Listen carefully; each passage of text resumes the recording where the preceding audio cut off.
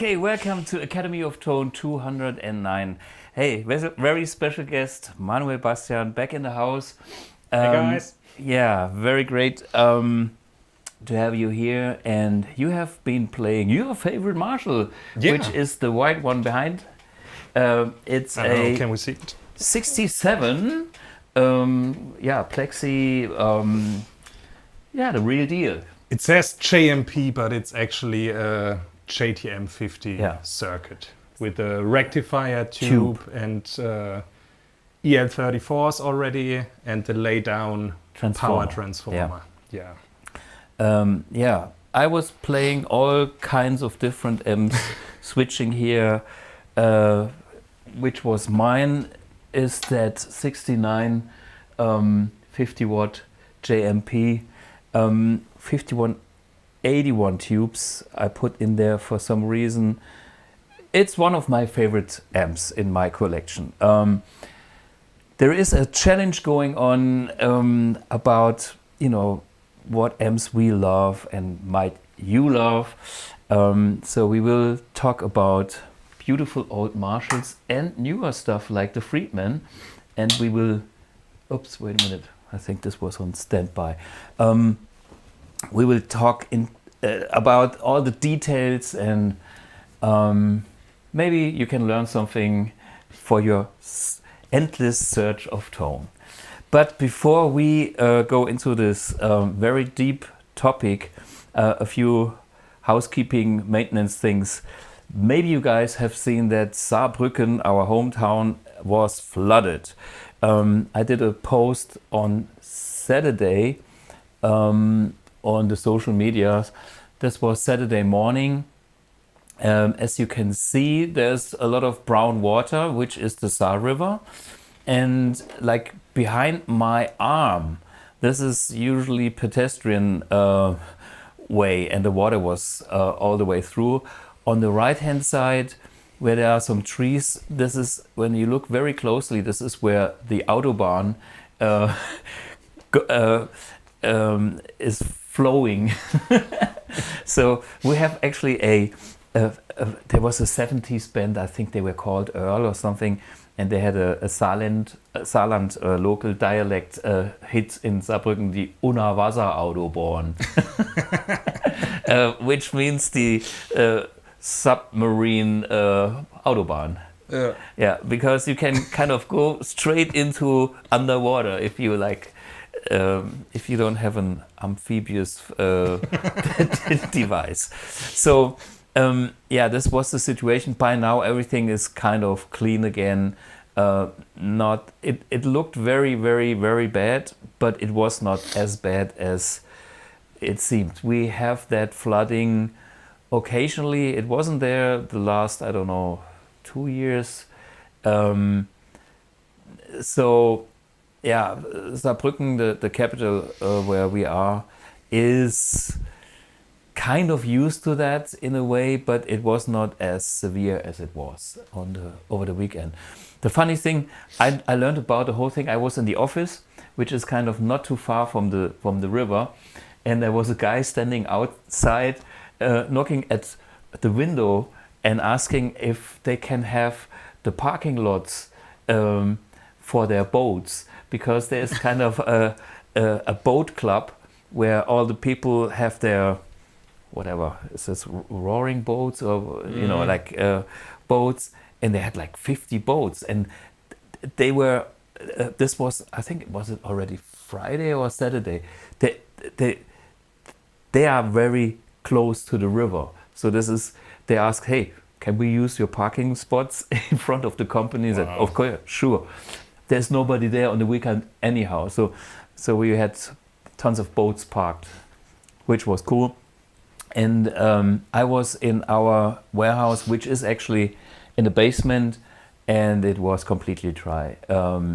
Every day I checked it, Saturday, Sunday, and Monday, and it's safe. So now we know no problems there.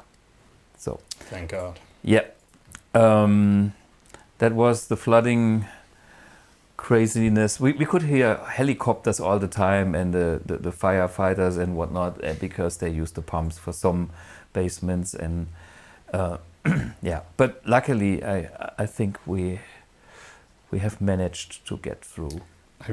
I can remember when I was a child. I must have been about, I don't know, 6 years old. Our basement flooded one time. Yeah.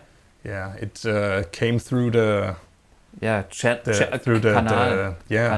From the water through the sewer. Yeah, actually, it came from ground up. Yeah, and it was like up to the knees. Yeah, and that's dangerous because you don't think of that. We do have special blocking pipes that only go this one direction. So the only way is out for the water from the room. So when water tries to get in, they block it. In this place as well. Yeah. So we are here in the basement, so this would be a nightmare to have water with the amps and stuff. But this put us on a test, and the good thing is we are dry, so the test has proven that we are safe, and that's a very relieving feeling. That's superb. At least there are some positive aspects about that, so we are safe. Cool. And the other thing that I wanted to show you guys is what I have been doing with the AMPX for the last weeks. For some reason, this is why it took a few minutes longer for the setup. We had some funky shit going on, and I have to look at the AMPX again because I wanted to do the AB with my 50-watt Plexi and the AMPX, and I did it the other day when I was recording something here, and I was really close, but today I wasn't. So we will see. As usual, that the never-ending project, I was looking into details, and what we have fixed and finally nailed is something which is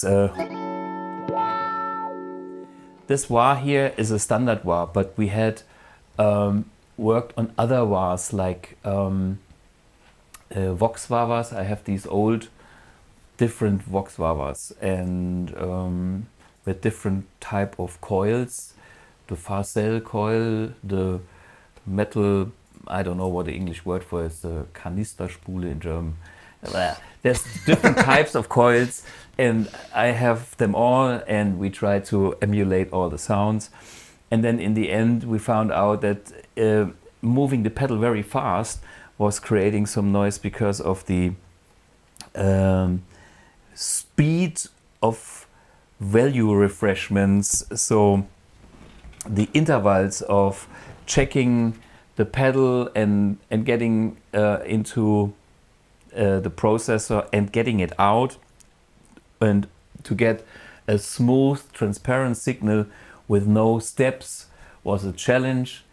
All that stuff is nailed. Here's a little video that shows where we are with this, which means that's the last bit that we have improved on the hardware. Now we will do this as the new version that comes into production. Here is the video.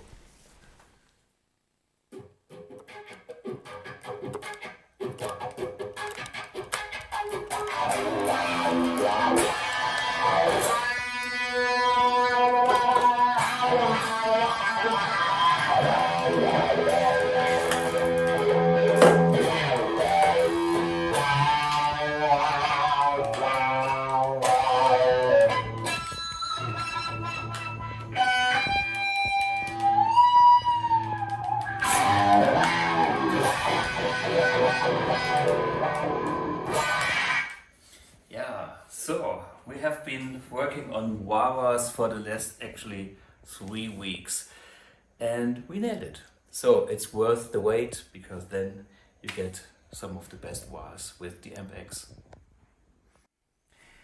Yeah, so it's also a big relief when you know that you have gone through the whole AMPX from the power amp stage through the amp section and the high gain stage in the amp section, and then we discovered that this is so good that we have to use that same circuitry for the pedal stage that also can do high gain, and the flexibility opens up new new options. So that's all implemented now, blah blah blah. Tons of work. I'm so confident this will be killer, and it's coming this year. So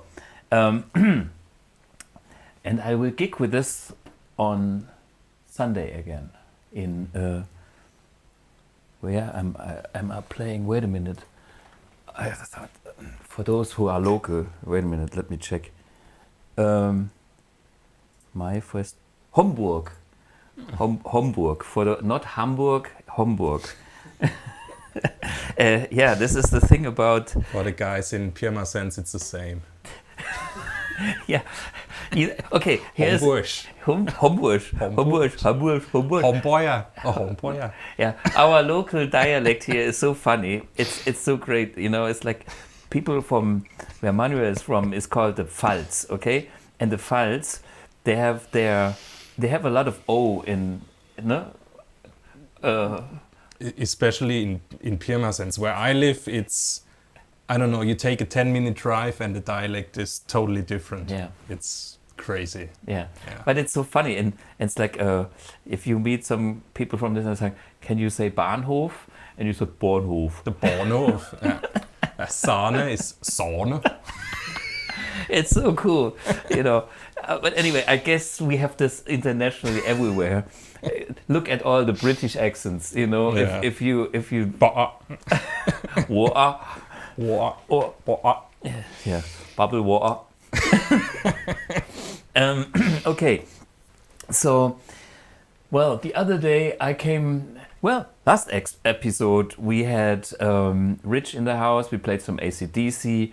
We had a typical rock sound, and then, you know, all these new Friedman videos came out with the new Friedman Plex, which is Dave Friedman's take on his own, I think it is a 68 50-watt Plexi, and all the beautiful YouTubers, of course Pete Thorne, because his video studio is like next doors to Dave's workspace, where he works and repairs and designs amps. So they are neighbors next door, and not too far off is Michael Nielsen. It's a YouTuber that makes beautiful videos, and it's basically 2 blocks from where that is happening. So LA is a Dorf in German. The whole, you know, the more you look into the LA scene, you understand that there are millions of people, but the whole industry is basically in a very condensed area. You know, there's like Norman Rare Guitars is around the corner, and Tim Pierce is living up the hill from there, and I met Thomas Nordic, the tech of Steve Vai, once there, also in the valley. They all live there because it's the only place that is affordable. Nobody lives Beverly Hills. That's for the stars, for the real stars, and all the other guys live in the valley or Cahenga Drive, wherever Karl Verheyen and the guys live. It's a small scene. What I have seen is tons of videos of that 50-watt Plex, or Dave Friedman's version of that amp. And I really like the sound, so there's nothing wrong about that. I thought, yep, he is doing something that I like. And that whole thing made me think about, oh, what do I have in my collection, what I do like. And actually there is something about 50-watt amps. There's something about 100-watt amps, but honestly, I recorded maybe more with my 50 watt amps than with my 100 watt amps. What's the situation in your studio? I used to have JCM 800 2203, and once I heard a 2204, I sold it and got a 2204, because first of all, loudness wise, it's not a huge difference, is it? From 50 watts to 100 watts? Well, it's not twice as loud. No, it is the, how you call it, the exponential curve. You need to have 4 times more watts to have, I think, 30% more volume or something like that. That's not the big point.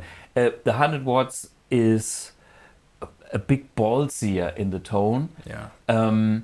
I think a little faster, maybe. Attack-wise. Attack-wise, yeah, a bit more aggressive, yeah. a bit drier. But I mean, okay, your words. How would you describe it? I have my own. I would say that the 50 watts are a little sweeter, maybe. Exactly. In the mid range is a little bit more compact. Yeah. Yeah. Tighter. Yeah. Together. Yeah. No? Yeah. And the 100 watt almost sounds a bit scooped compared to 50 watt. Or a 50 watt sounds a bit nasally depending on where you're coming from. Yeah. And that's a way how to describe the amps. The thing is, if you look at like people, Michael Schenker, Rudolf Schenker, and they all play the 50 watt Marshalls. And even Tom Morello with Rage Against the Machine, even though he played the split channel JCM 800 with a clean and an overdrive channel, he used the 50 watts and swears by it. Yeah, so we can have a comparison about 50 and 100 watt amps maybe in another episode. In this episode, I want to focus on the 50 ones. By the way, I have done some comparisons on very early AOTs, Academy of Tones. When you go through my Marshall collection, you can hear differences. So, funny story. Yeah. Andy, a friend of mine who owns a recording studio in Pirmasens, very good ears.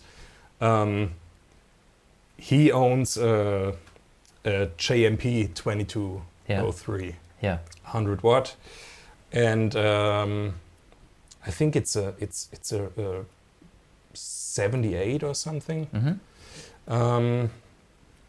And one time I was playing a gig in town, and I was too lazy to to carry an amp from my place, so I stopped by the studio and took Andy's JMP.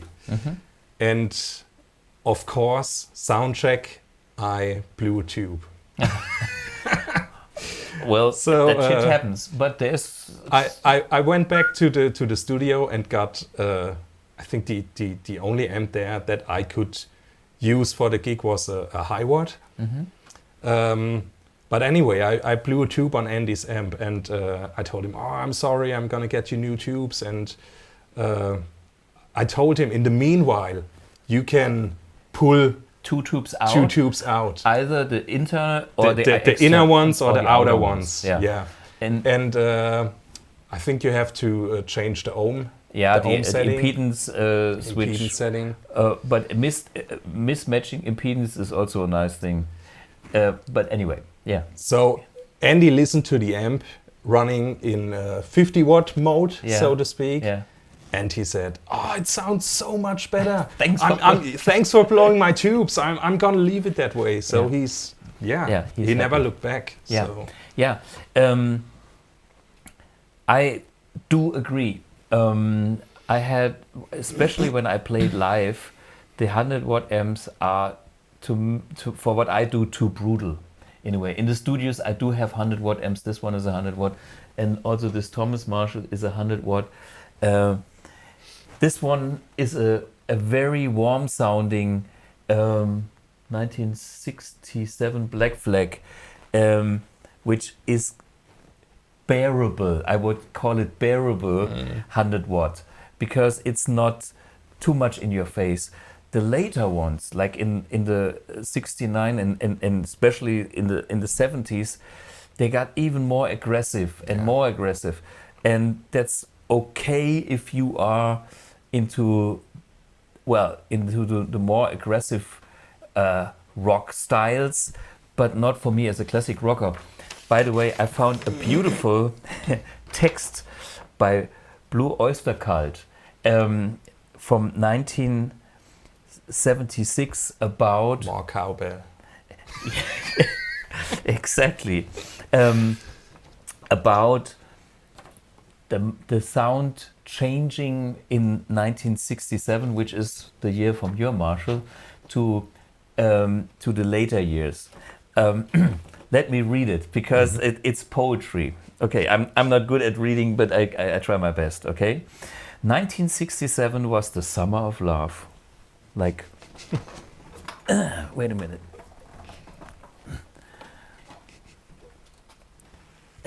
Let's do it properly. Okay, again. 1967 was the summer of love. We have seen that. But Marshall's law was soon imposed on an unsuspected populace, and the power chords came hammering down. Timothy Leary gave way to Charles Manson. LSD gave way to methamphetamine. Belly buttons gave way to leather jackets. Heavy beats gave way to steel chains and leather chokers. The Harleys, revved up to those Volkswagen buses, had to pull off to the side. What better amplifier to express that strange, sinister turbulence and the chaos that creeps as the 6660s gave way to the decadent 70s than a Marshall stack. Psychedelica was weaponized with this amplifier, my friends. Go forth and subdue the word. This ain't the Garden of Eden. There ain't no angels above. And this ain't like they used to be. This ain't the summer of love. So, what happened here is, from that sweet 60s vibe, there was the change to that hard rock. And this was happening after 67 in many aspects, in the musician style and also in the modifications in the amplifier. So yours still has that rectifier tube, and then came the silicon diodes, which mine has, and then the voltages changed. The whole thing went more aggressive and more aggressive and more aggressive, because that was the spirit of the time. And plus maybe like when those amps were made, they weren't necessarily made with that overdriven sound in mind. No, you know? they were designed to be loud. Yeah, that was the main criteria. Yeah. But and nowadays, you know, it's a preset basically. You know, yeah. You set them up to have that one overdriven sound, and that's it. And that's it. Yeah. Well, anyway, let me start with my amp just for fun. So this is it's a 1969 JMP. Model number is 1987, with always confusing with always sounds more like a year, but it is not the year, it's a model number. It's the 50 watt lead circuit. Yeah, exactly. So, and this one, as we can see, set up is, I put bass full, mid full, treble 0 for the strat, gain full, and presence almost full. So no prisoners. So, but I can do my thing. soft on like 3 or 4.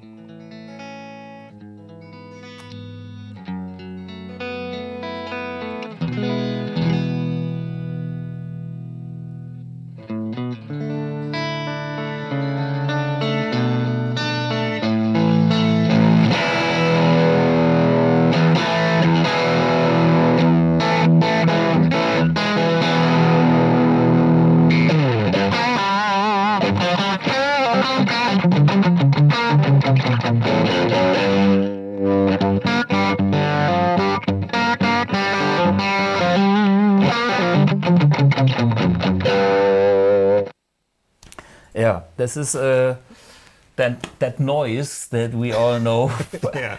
as a typical Marshall sound with that guitar. Just for fun, I have a Les Paul and I change nothing, so we can hear how that thing sounds with a humbucker guitar. So yeah, it's okay.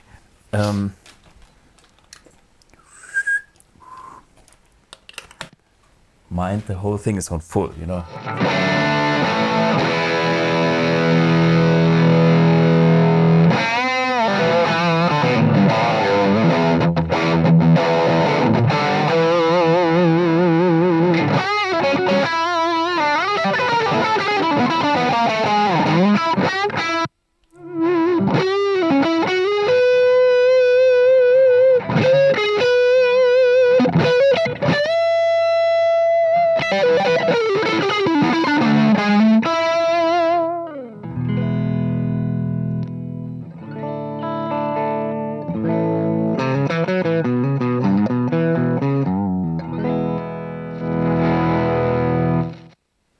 It's sounds all great. Yeah, all in the volume pots. It's a classic, nice amp. And the thing about these amps is, yeah, there's no real reason to have the volume or it's the volume at a lower setting, because what happens is like.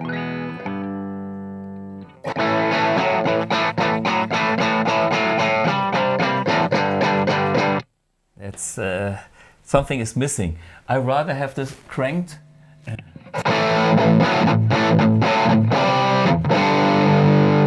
it down here. Yeah. But you have to look at it from the perspective of a working musician in the 60s, you know? Of course. Because when you do that, you also get the hiss. Yeah, you know, yeah. You get a lot of shh, and folks were mostly playing clean back in the day. Yeah. So let's say you're a Creedence tribute band in the 60s, you're not interested in that part of the volume dial, you know. Totally true. On the other hand, I try to find the sweet spot for the best rock amp. And it's coming from such a pure amp. This is just guitar cable amp. There's a switching system in between, but this does nothing. I mean, it's only maybe sucking some sound. I try to get a good one from KHE, Switzerland, whatever. But this is as much as I can get from a real amp under real conditions. So that's my reference point. And if I have the knob somewhere else, I can mainly change, I would say, the sound of the clean side of it. I could bring in treble. If I take it down, it's like the mids take over anyhow. Mm-hmm. So.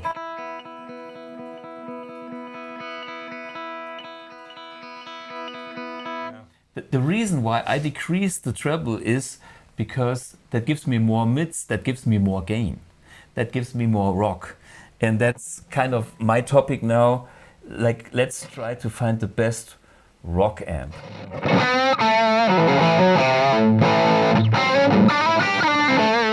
Compared to treble all the way up.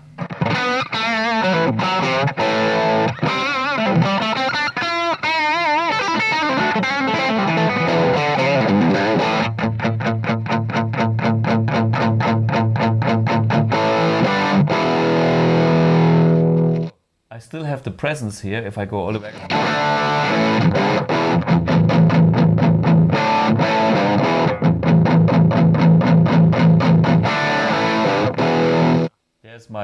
There's my presence. They don't really do that much anyway. Yeah. So I feel with old amps you can set the EQ wherever you want it and you're gonna get a good sound.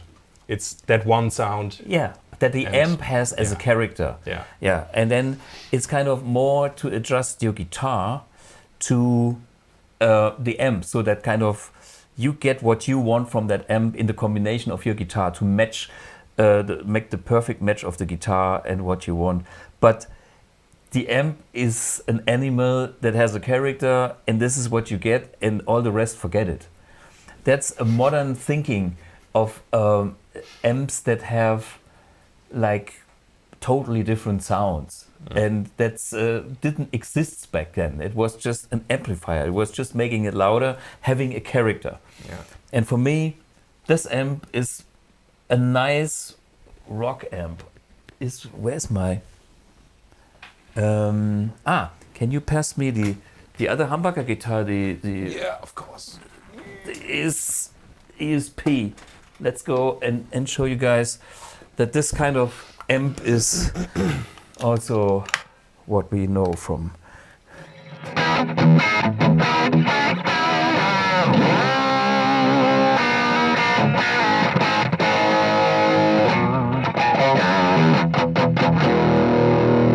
I should tune a guitar.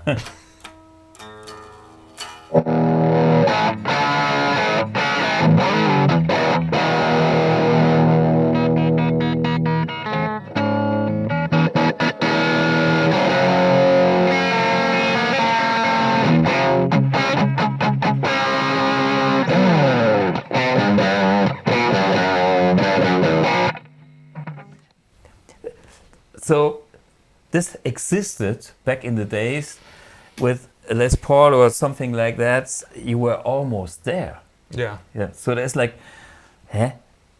do we need pedals? No, we just have to go for it.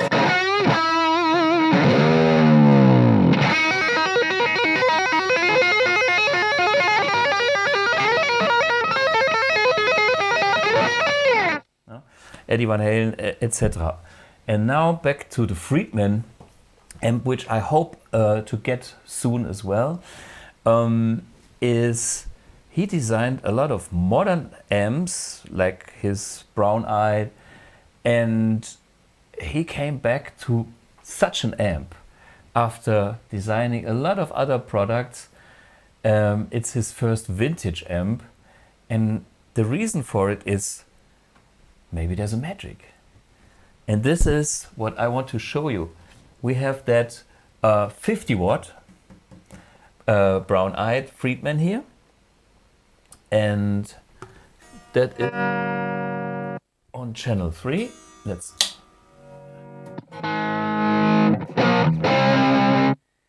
You can hear, I was trying to match the tone as close as possible. Maybe I can improve a little bit, but I can definitely hear that when the Brown-Eyed is in the lowest gain setting, there's a switch. Let me see if I can take this around. Hold it. Okay, there's a switch on the back. Whoops. Come on, baby. There's a few switches here, and I don't know if the camera can show it. If not, there is a switch for extra clipping, which is a thing that goes in the direction of variac, which means less dynamic. I can show, because we are on that amp.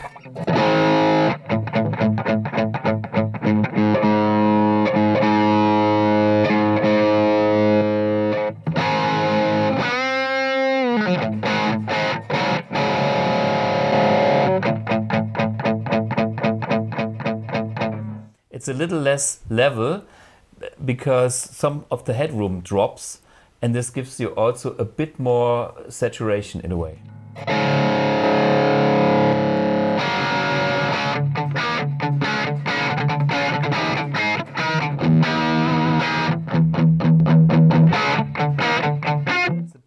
cleaner and has more dynamics. So this is the most vintagey setting on this amp. And then here is that switch for gain. There is like low, which is where we are now. Medium, which I just had. And high, okay? So I use the least gain setting. So this is what we can do on the back of this amp to get closer. And now,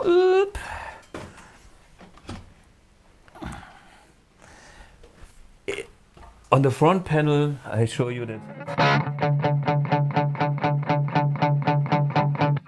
That's the thumb control, I don't know. It's not doing much. The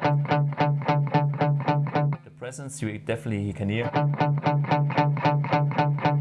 That's all more a feel thing. So anyway, but we can see I have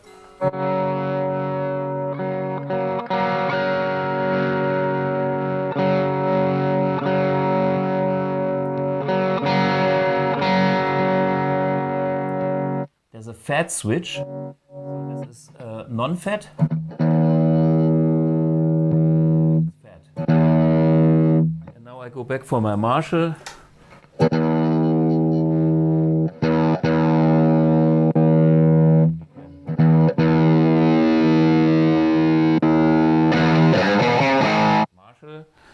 Friedman.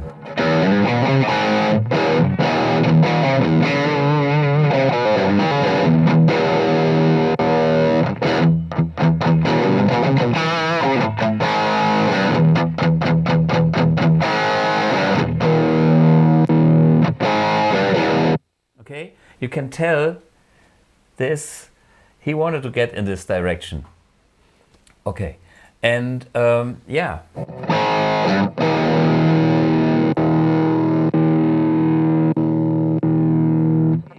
So I have to get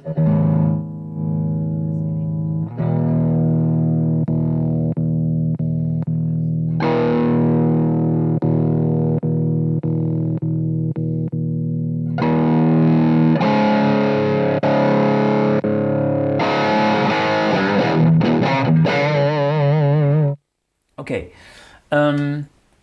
Well, if you don't hear a difference, good on you, because then you have no issues. If you do hear a difference, the question is, how important is it for you? Okay, this is now diving in nerdy. And the point that I want to make now is both amps have a different concept, like they work. The old school amp has the input, and only if you crank it all the way up, you get distortion. The new design with the Friedman has a master volume, and I can actually set that sound to like almost any level without any changes. And this amp has an effects loop.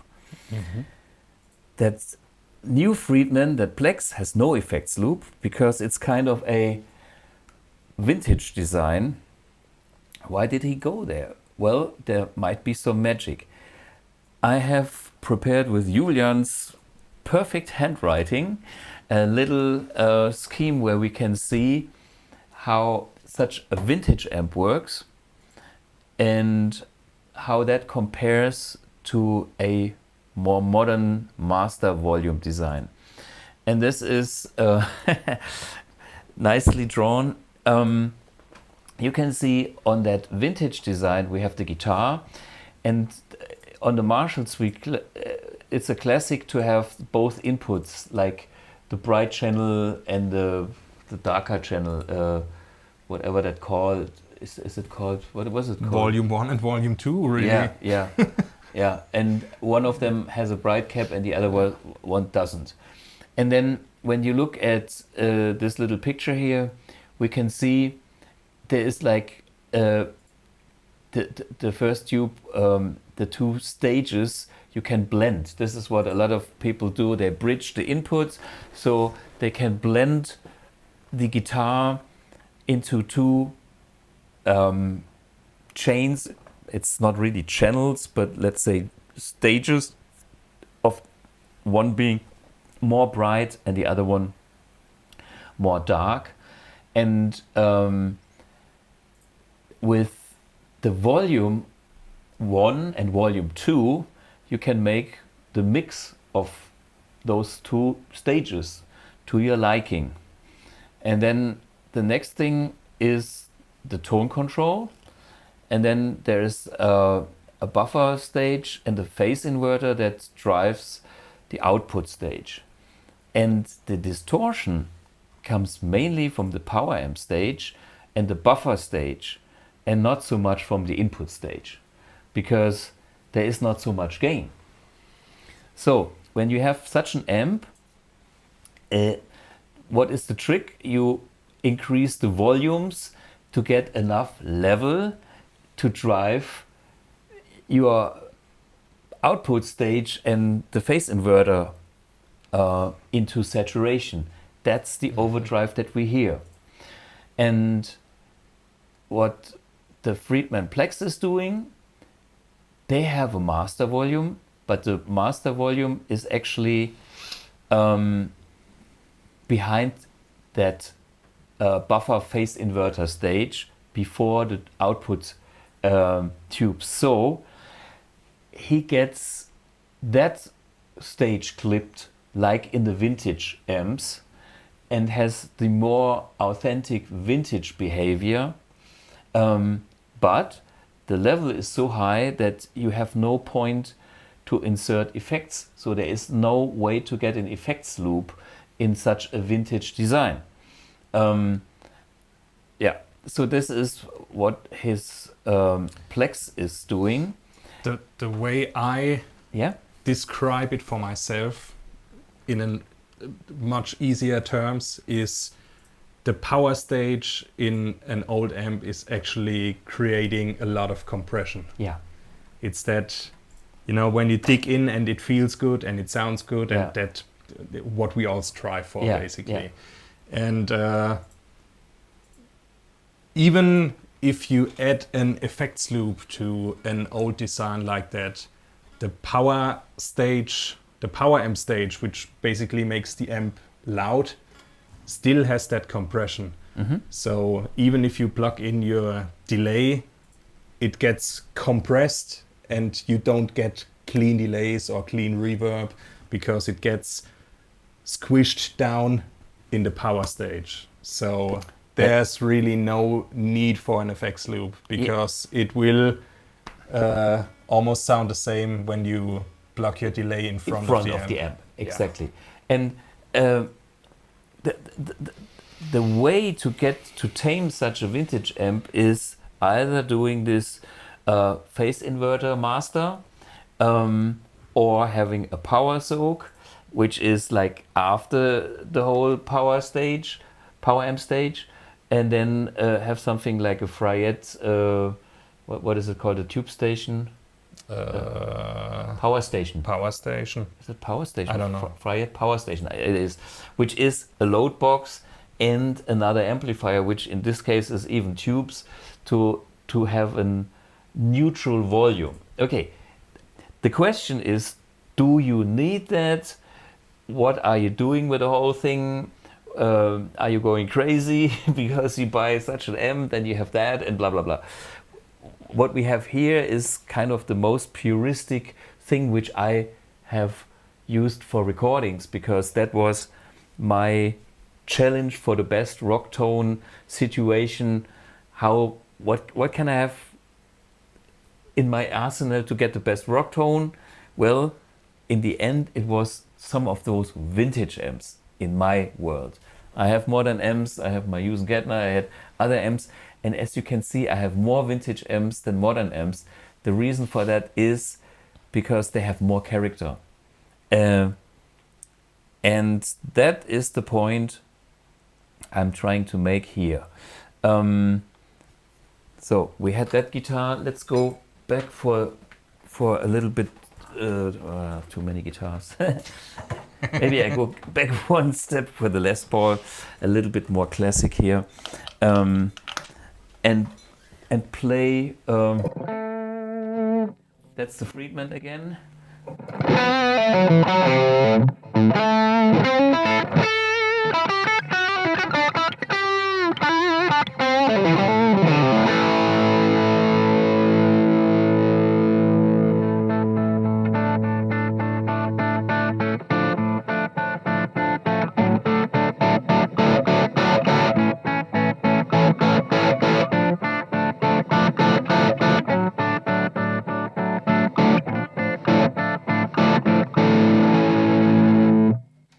Versus the Marshall.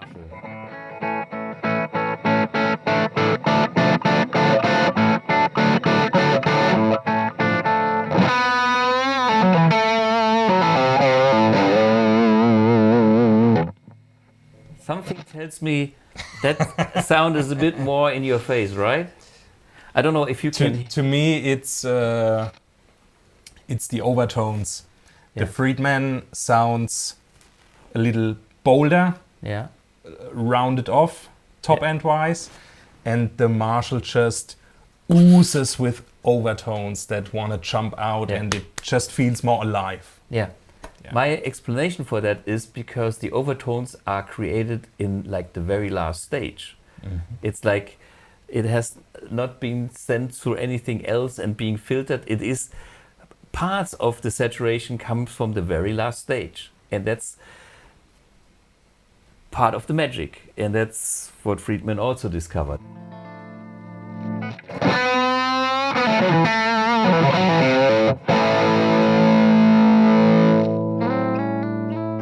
Dynamic everything. Yeah. So we can now zoom in and just play that amp for the rest of the live, because there's so much color that is there to discover.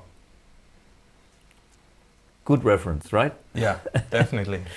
I mean, it's one sound, basically. Yeah. But there's tons of shades of that sound. Of that one sound, you know.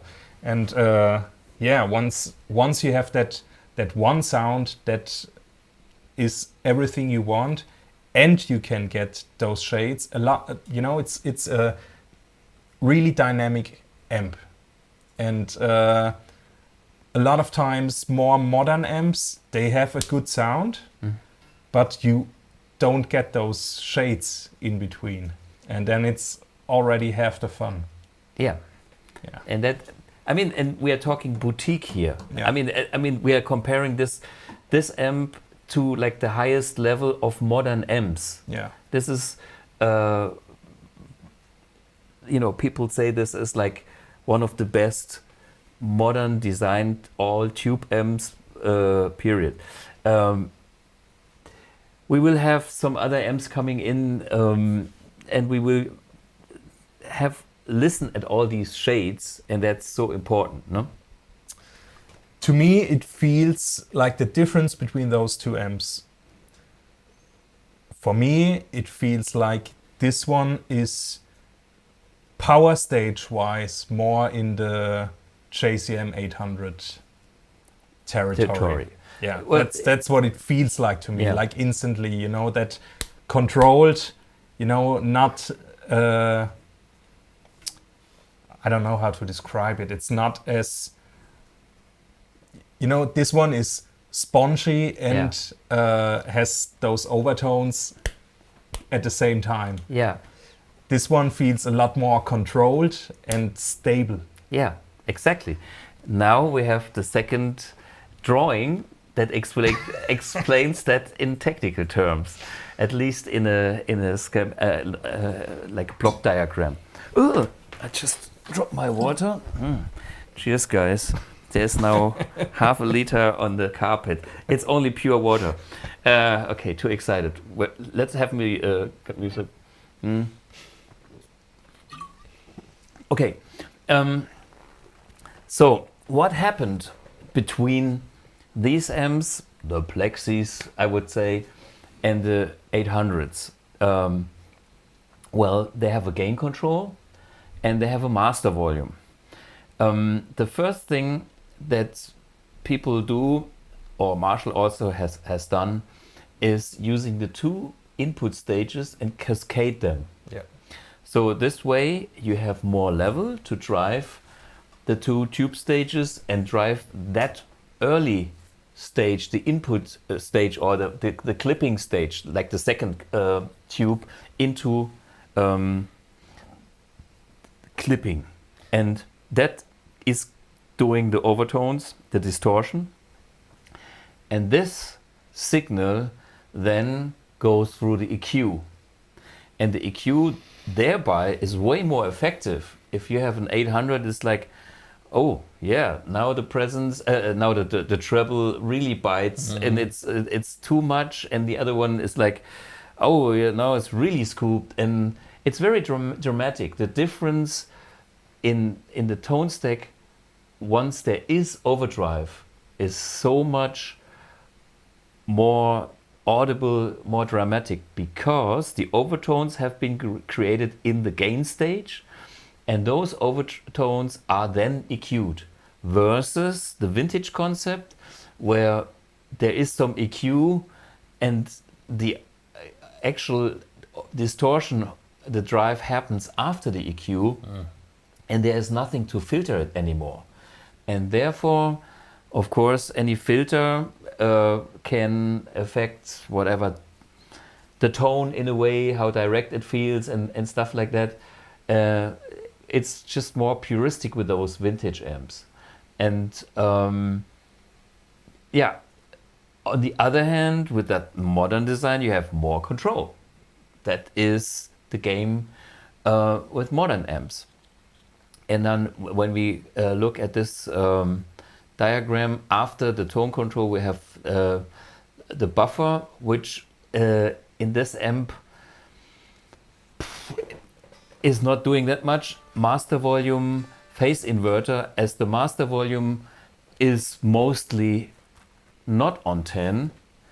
The phase inverter and the power amp stage is actually not doing saturation, sagging, and all that vintagey stuff that makes that vintage sound. You can sort of cheat with the master volume amp by turning up the master all the way. Yeah. Then it will kind of behave similar. Because you get some overtones from the saturation of the power amp stage as well. So that's possible. But you have that high gain input stage, which is not as dry and direct as that simple vintage input stage. It feels more out of control and chaotic tone-wise. Yeah. It's your sound is all over the place. You get sometimes really harsh treble. Yeah. Really floppy bass. So you can tell it's not designed to do what you're doing. Yeah. So of course, if you have that master volume and that cleaner power amp setting, the control is there. The more you get the master, the power amp stage out of control, the more chaos starts. And since you already have overtones from the clipping stage, you probably get a lot too much. Or it's for me the difference is in the bass response, really. When you hit,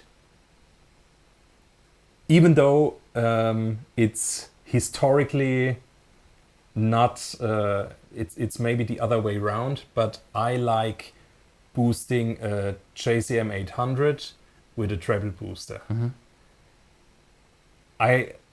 Because the bass end stays tight and focused and hard, you know, it goes gak gak gak gak instead of floop floop floop with a Plexi. Like even when you hit a Plexi with a treble booster, it still has tons of floppy bass. Yeah, I have to admit that I'm the guy that puts the bass all the way up, which is not the usual. I set my amp the totally opposite way, which is funny because we both have great Marshall tones out of those amps, but I set it up the totally different way, and that's good. No, for me the point is that's good.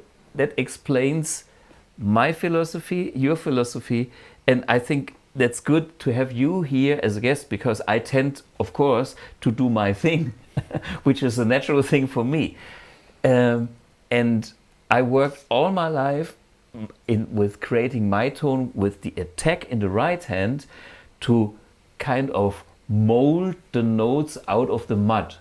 So if I don't have that mud, I wouldn't say I tend to play too fast, but there is something missing that I want to fight with. So, and I'm always doing the jokes when I do my original sounds. It's like it sounds like kaput, you know. But I didn't change anything. It's just my right hand and what I play. Neck pickup. Bass all the way up. It's like if you play.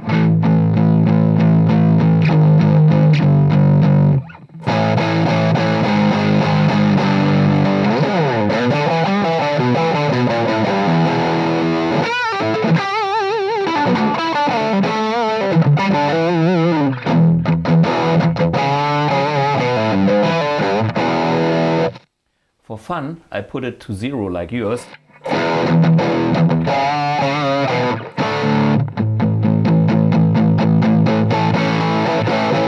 Didn't really change that much though, did it? No. Let's get the Strat. The Strat is more complex. It's okay. I see the bottle falling another time here. But anyway, the flooding of the carpet.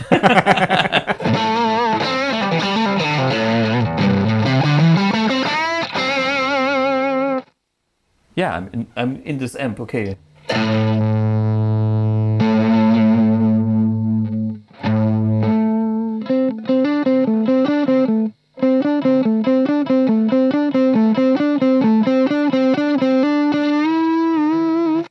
My mid control takes over anything. Let's put this to 5.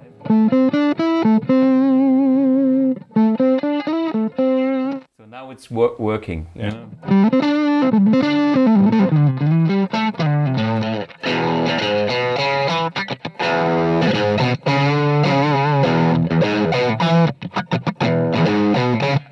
I want more gain with my mids.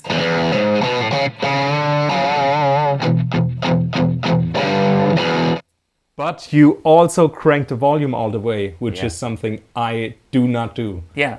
Because I don't like it when it gets floppy and muddy. Yeah. And see, this is the point. Yeah. And there's tons of way you can go about it, you know? Sure. Like, let me show you my thing, and then I give you the same amp, and you dial in it with your guitar, because that's kind of okay. So the reason why I do it is I come from the 3-piece, and I always wanted to have the biggest tone, like.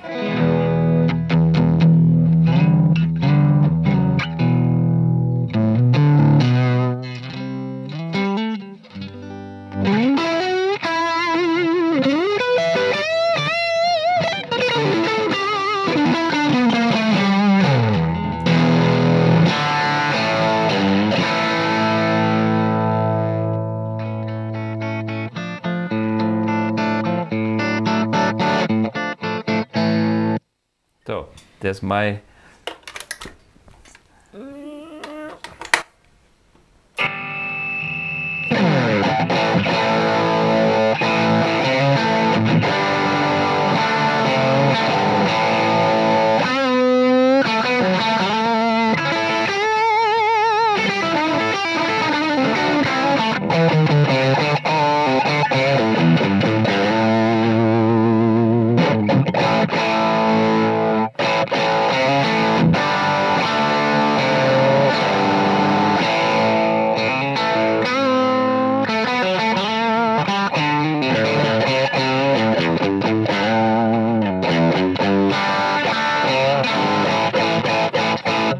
But I have to say, even when you set it like this, it has more bass than mine.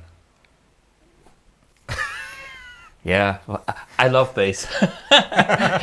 Maybe it's also the tubes. I don't know. I choose those tubes for some liking.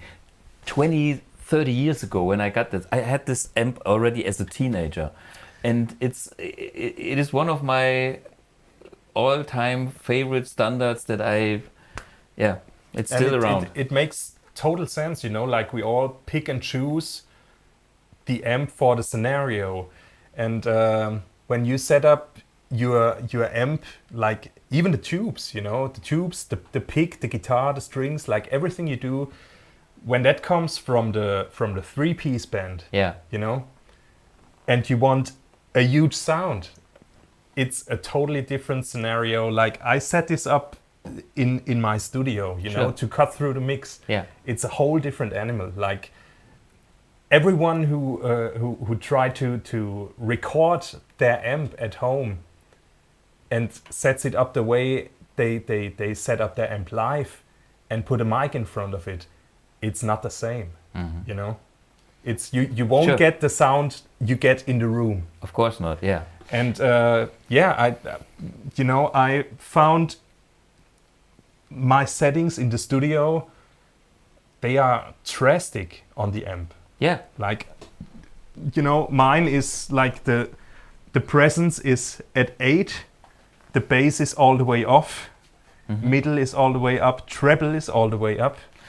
I mean, we can try the same here. So the bass is off. Bass is off, middle cranked, treble cranked, and presence volume is at 8 and presence is at 8. Yeah.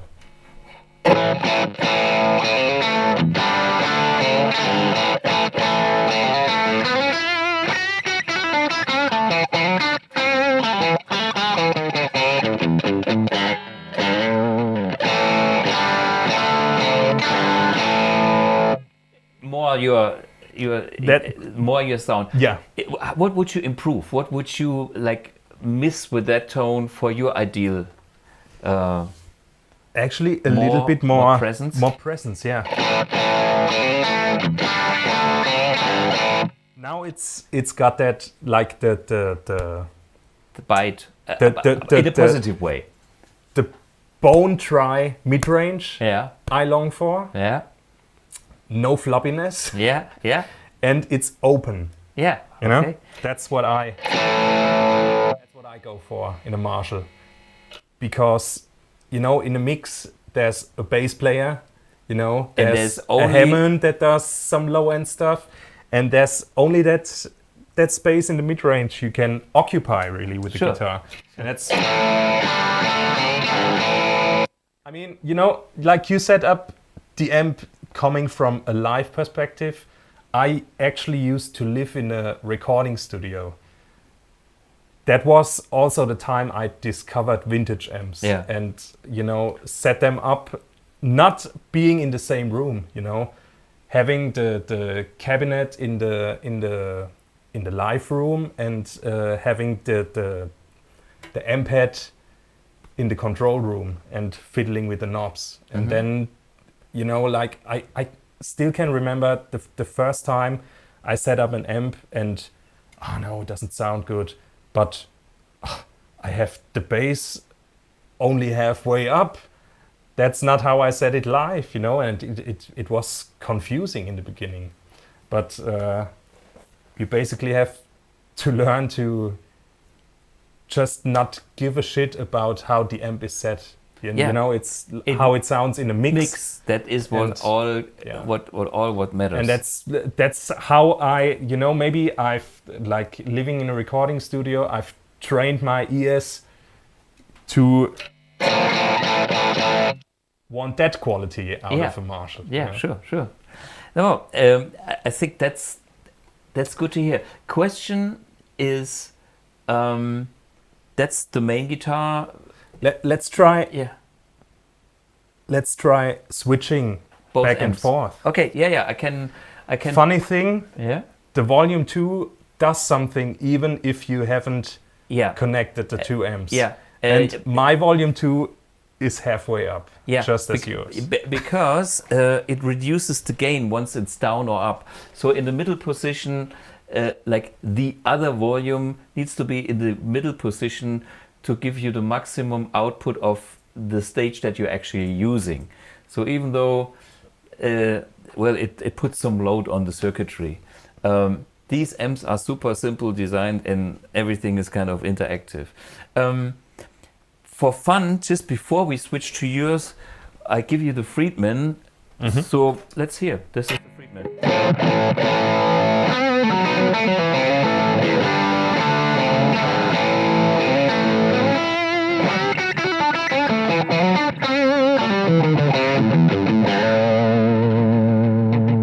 You would like to have a lot more presence, I guess. Yeah. Okay. More treble, maybe. Yeah. Let's see.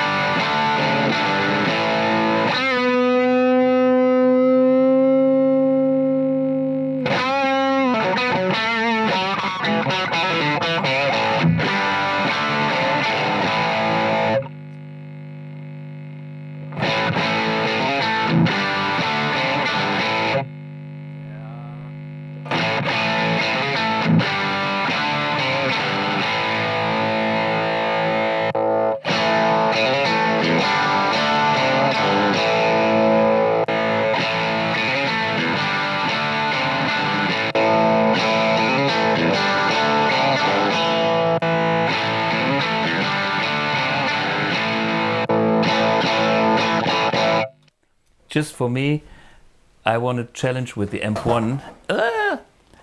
Maybe, let me see. AMP1 is not clean, this is wrong. I want the vintage channel, I want no boost, I want no effects and nothing. We have to be neutral. I'm just curious, you know, where I can get there with this no reverb, and I'm sure not too much bass and less gain. And here we go. Can you play the Marshall?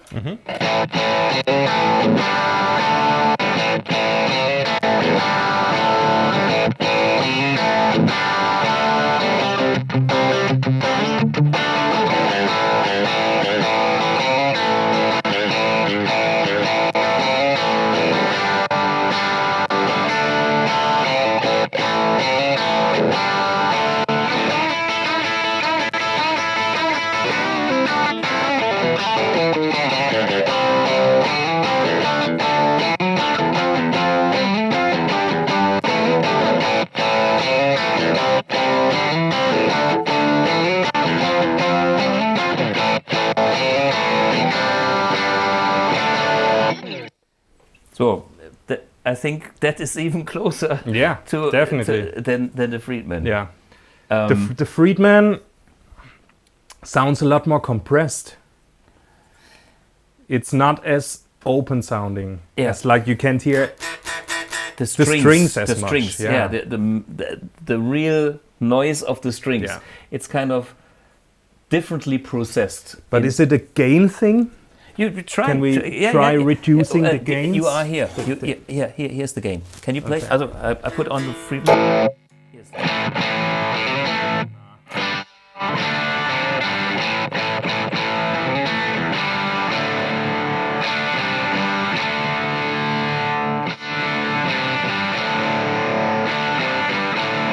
It just feels like the amp is set up to do something different. Yeah. And which it is really, right? Yeah, because it's a modern designed amp for it's a modern amp, you know, and this is why he came out with this Plex amp.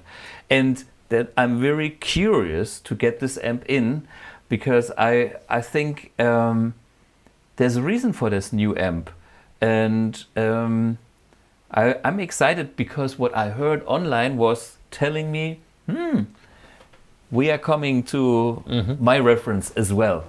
Where this is more set up to do the 80s LA metal thing, right?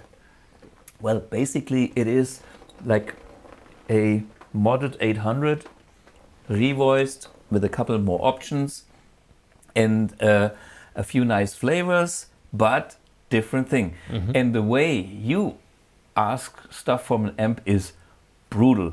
And that's good, and I'm happy that I invited you for tonight. I mean, this was like a short thing. I called you 3 days ago, and we both were sick in a way.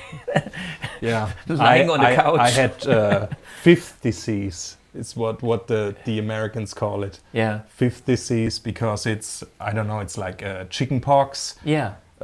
Measles, stuff like that, and it's the fifth one. Yeah, and I think I had a similar thing, because I just Saturday when I did the flooding picture in the morning I was fit, and then lazy afternoon I thought okay, weather wasn't too good, so I was kind of chilling for the weekend, and then Sunday no energy. It's like, what's going on? And then Monday we had that public holiday, and I still felt like no energy.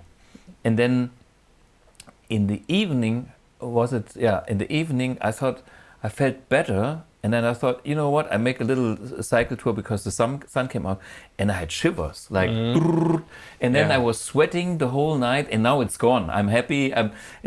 This was my weekend being.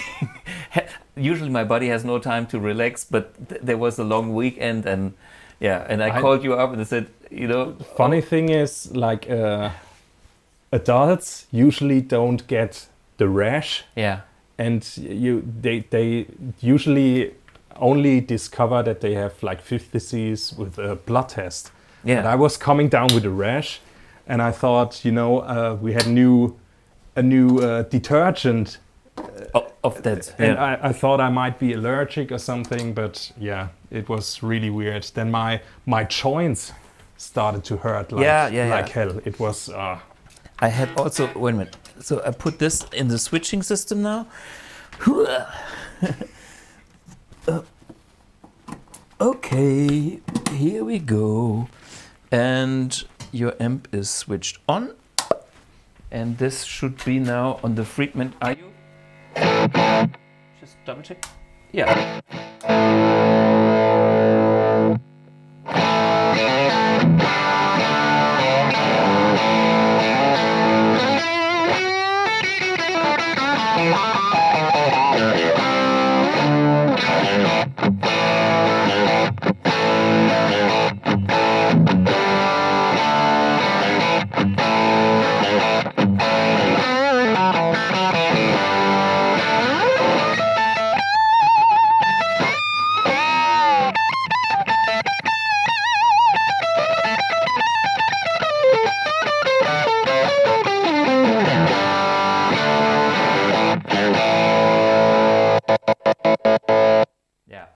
I can hear that rectifier tube, I can hear that sponginess, I like that amp a lot. Yeah, it's a killer. It's somehow, I used to have a 74 super bass, 50 watt, which is different than the lead circuit. I think the is it Cascaded? You mean the two stages? The two stages. In the super bass. It's different from the lead spec somehow. Yeah, I have a bass too, but so long I don't 100% know. It was a little cleaner than I also had a lead spec, a 50 watt lead spec, but it's so simple. We can look it up in the internet. But actually, a friend of mine, Mark Oliver. Yeah. You might know as well. He was at Hughes and Kettner as for well. A while. Yeah. Yeah. He bought that amp really, really cheap. It was a steal. Yeah. And like one morning I was going through eBay and I saw this amp. And it's a white JTM50. You don't see many of these. Many of them. No, this is rare. And I actually shot him a text. Hey, are you selling your amp? Why are you doing this? Are you crazy? You can't. I'm renovating the house, and I need the money. And do you want to buy it? Yeah. And I said yes. Yeah. Like instantly. Yeah. I mean, I've heard it in the studio. I don't know, like maybe messed around with it for half an hour. Yeah, but I thought that's like the...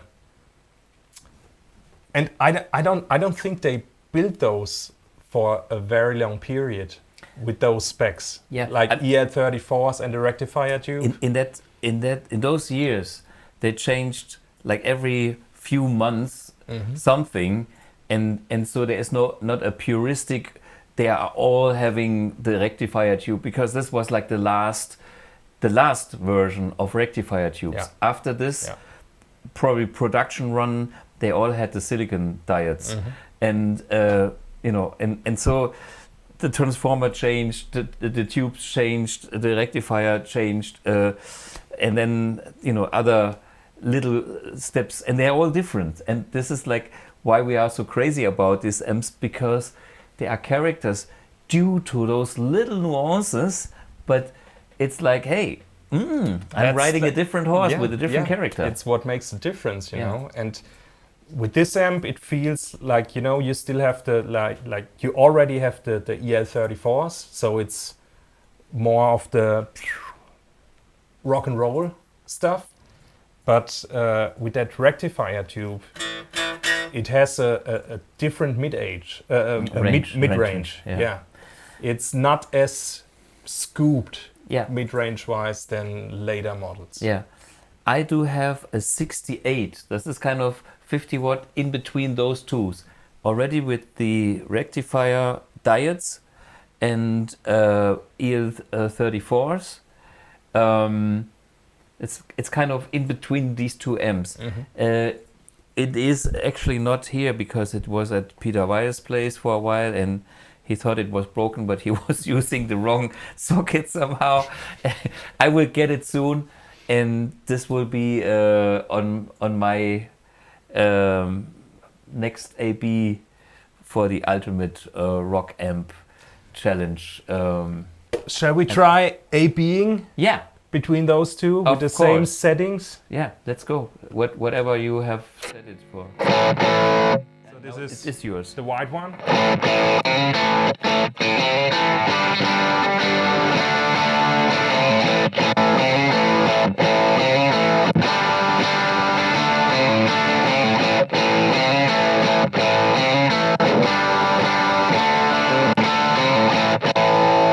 Yeah, so this is more scooped. Yeah, in a way. Yeah. Plus, I can crank the volume as well on this one. Yeah. It wasn't even cranked. And it will have more gain because it squashes more. It has like the rectifier tube. It's kind of a built-in variac, but dynamic. Yeah. Yeah. So that's why you have more gain. But go ahead.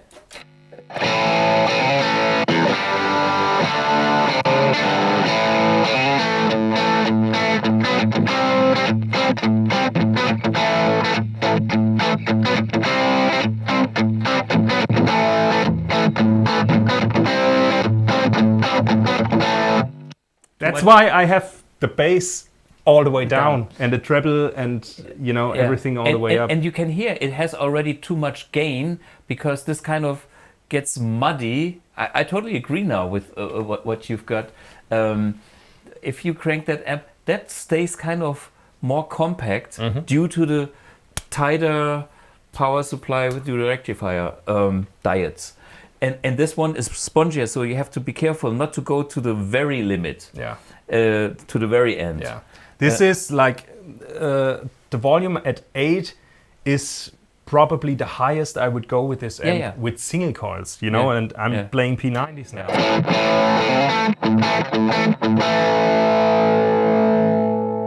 If I reduce the gain, now it's a little more than halfway.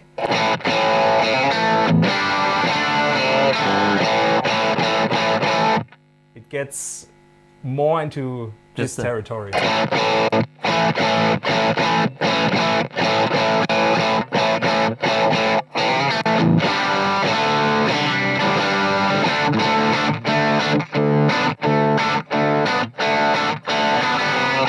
me try adding a little bass now.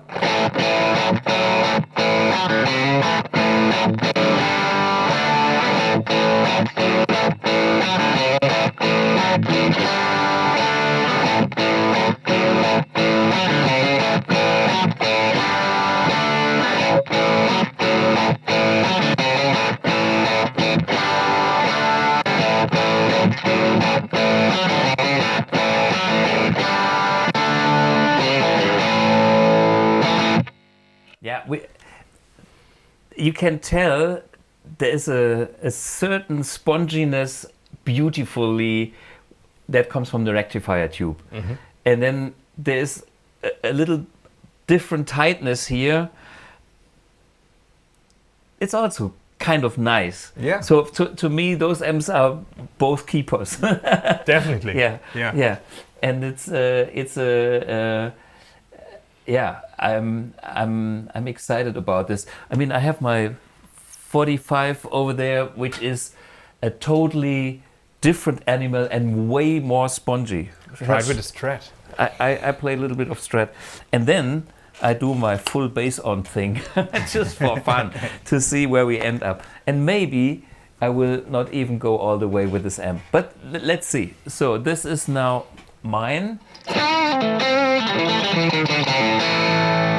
To me, that's too glassy for my Strat, okay?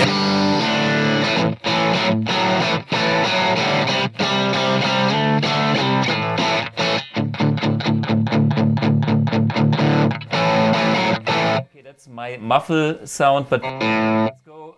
I'm now biased to your ears. I would go like to 4 or 5. Let's put it 5. 5 full, and then.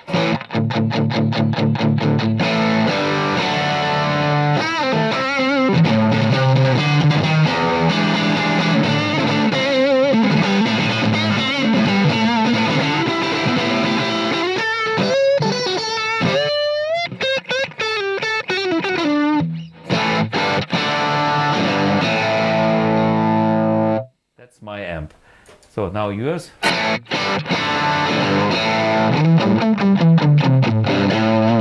I love the bass. I love the bass.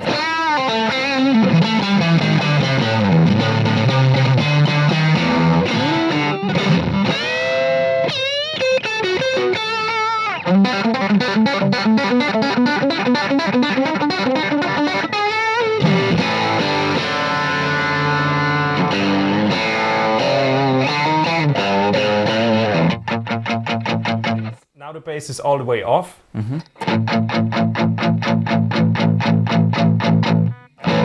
All the way up. Halfway. Halfway. That's good. I have no problems with it.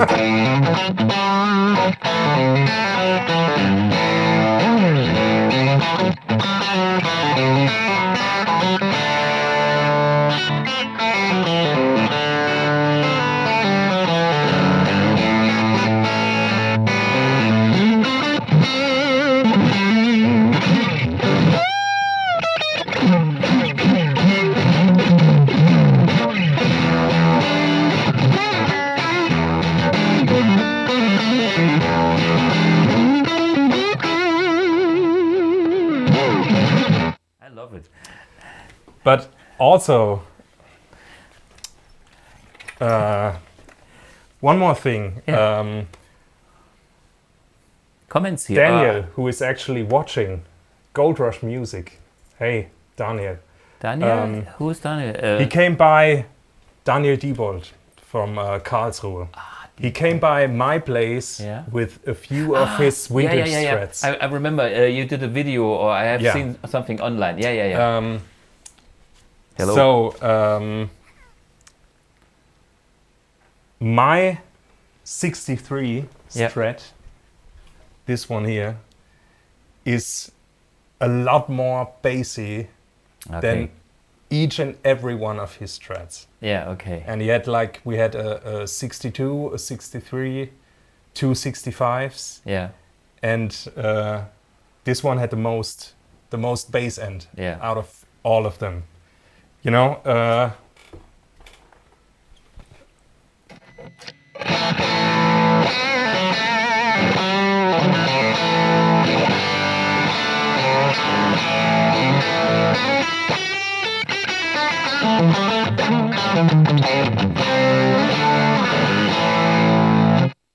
that guitar, it makes sense, huh? Yeah, totally. I mean.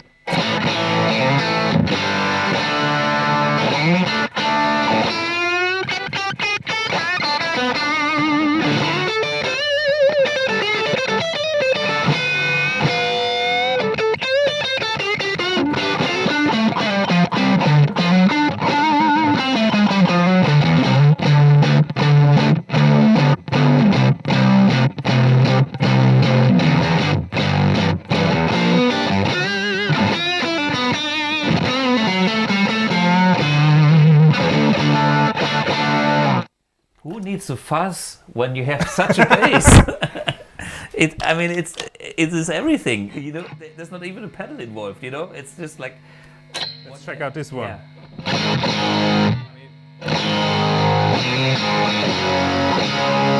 Different tuning though too. Yeah, it's half step down. Okay. Yeah. Okay. But yeah. Listen to the bass end. Yeah.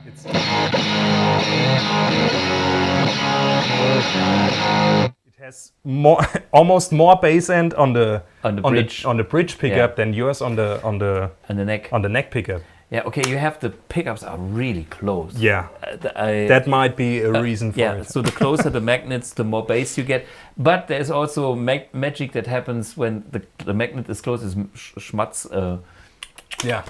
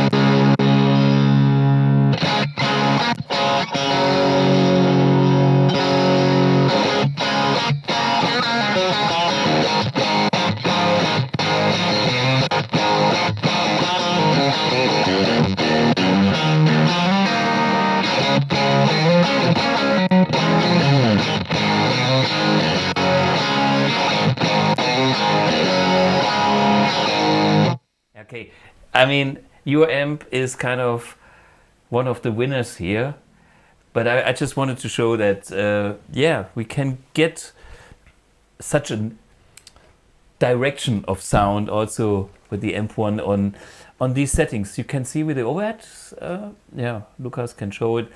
I'm using gain 7 and a little pushed mids like to 6.5 and a lot of a little bit more treble than I usually do, which is 8, I guess. But anyway, it's crazy how close it gets. Yeah, for a technology that is not even, you know, this is kind of the puristics high thing. Remember how the Friedman sounded? Yeah. It's like, I mean, let's put it this way. Those two amps are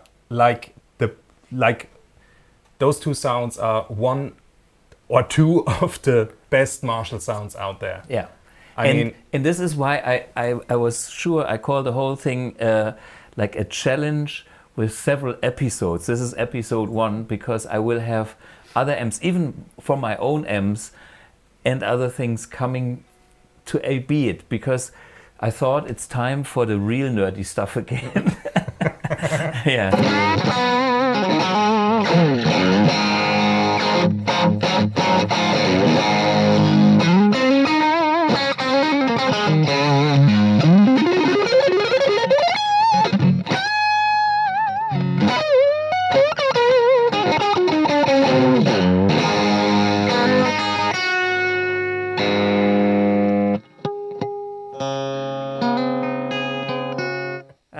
Sorry, I did something. Is this maybe it doesn't stay in tune like mine? Oh, what is it? Yeah, it's floating. Yeah, and mine is.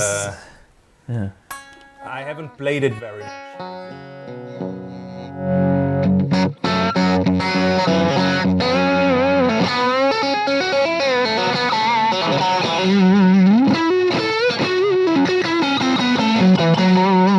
By the way, this is the AMP1 all the time. Now you amp.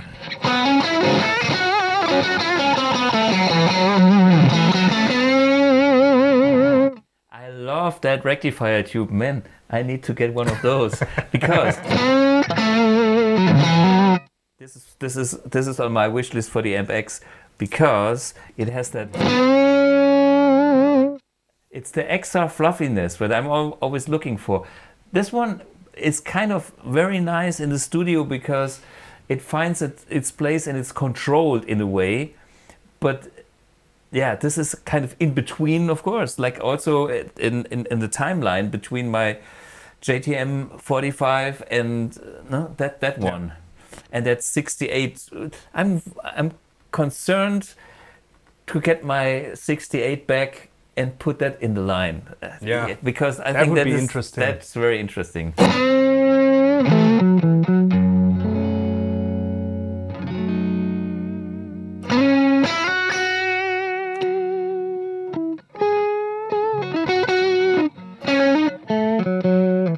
Back to mine. There is no gain, fucker. This is your guitar. Yeah.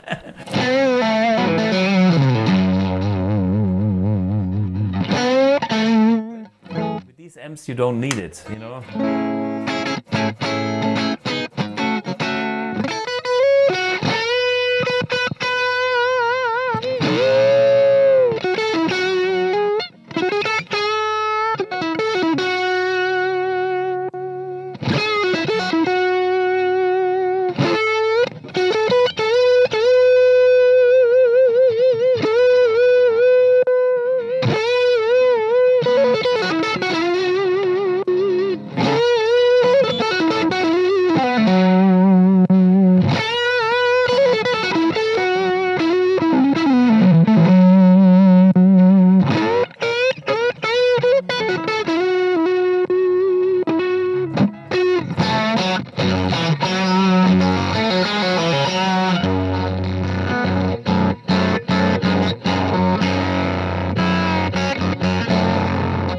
Mine?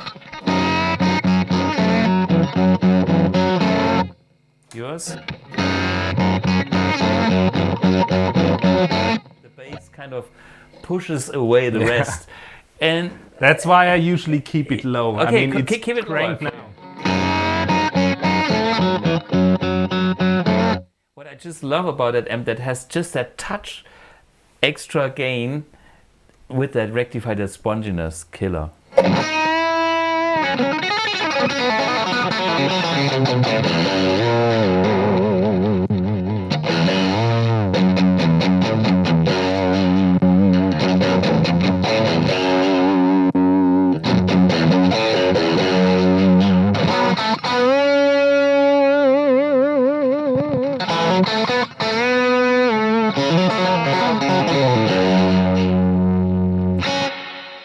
Reverb. Splash. No, but super. I'm very happy to have heard yours here, and let's see what we get in a couple of weeks. What are the questions in the? I think my Thomas 61 sounds like my 62 Gold Rush music. Yeah, I would attest to that. Yeah? Yeah. If you know the guitar. The 62 had the best treble. Okay. I mean, it's that I always call it that the Texas flurry treble stuff. Yeah. That's never harsh, but it's always present. You know? I'm all in for that. Yeah. That was always my biggest thing, and that's why people sometimes say Thomas has a lot of treble. But if it's the right treble, I can get addicted to it. Yeah. You know, it's like hot food. If you once learned how to like hot food, a little spicy, everything else gets boring. And the other thing is, in the studio, you learn that that kind of treble can be the excitement in the mix. Because if the guitar is just in the mid-range and has nothing like a voice that whispers, like the air, the guitar kind of is not human in the mix. And that's the magic about these monster amps. And this is why, I'm always coming back for, like, this is where it all comes from, and this is what it's all about. And that's what we are learning for using totally different technology and get most out of that magic in the world. And here I have a master volume, here I have a reverb and all that stuff. And I'm already kind of somewhere there, not 100%. With this one, I try to get more. Plus you have 3 more amps of course, at your disposal. Yeah. You know? But hey, this brings us maybe to the another topic is modern technology, vintage tone and usability. You brought the new ToneX one. Yeah, I just got two. Play them in stereo, but they are already stereo. Of the ToneX ones. Yeah. Yeah, and I actually got the bigger ToneX pedal couple months ago, because I used to have a camper, which I actually sold to refinance that this Marshall. Marshall. Yeah, because I thought I can buy a camper any day of the week, but not how many times can you buy you know, a 67 Marshall? Yeah. Yeah. And by the way, what is your opinion on the reissues? I mean, there are some 1980s, 1990s reissues of the vintage Marshalls. Ever played some? I played the JTM45, a really early version of those reissues. And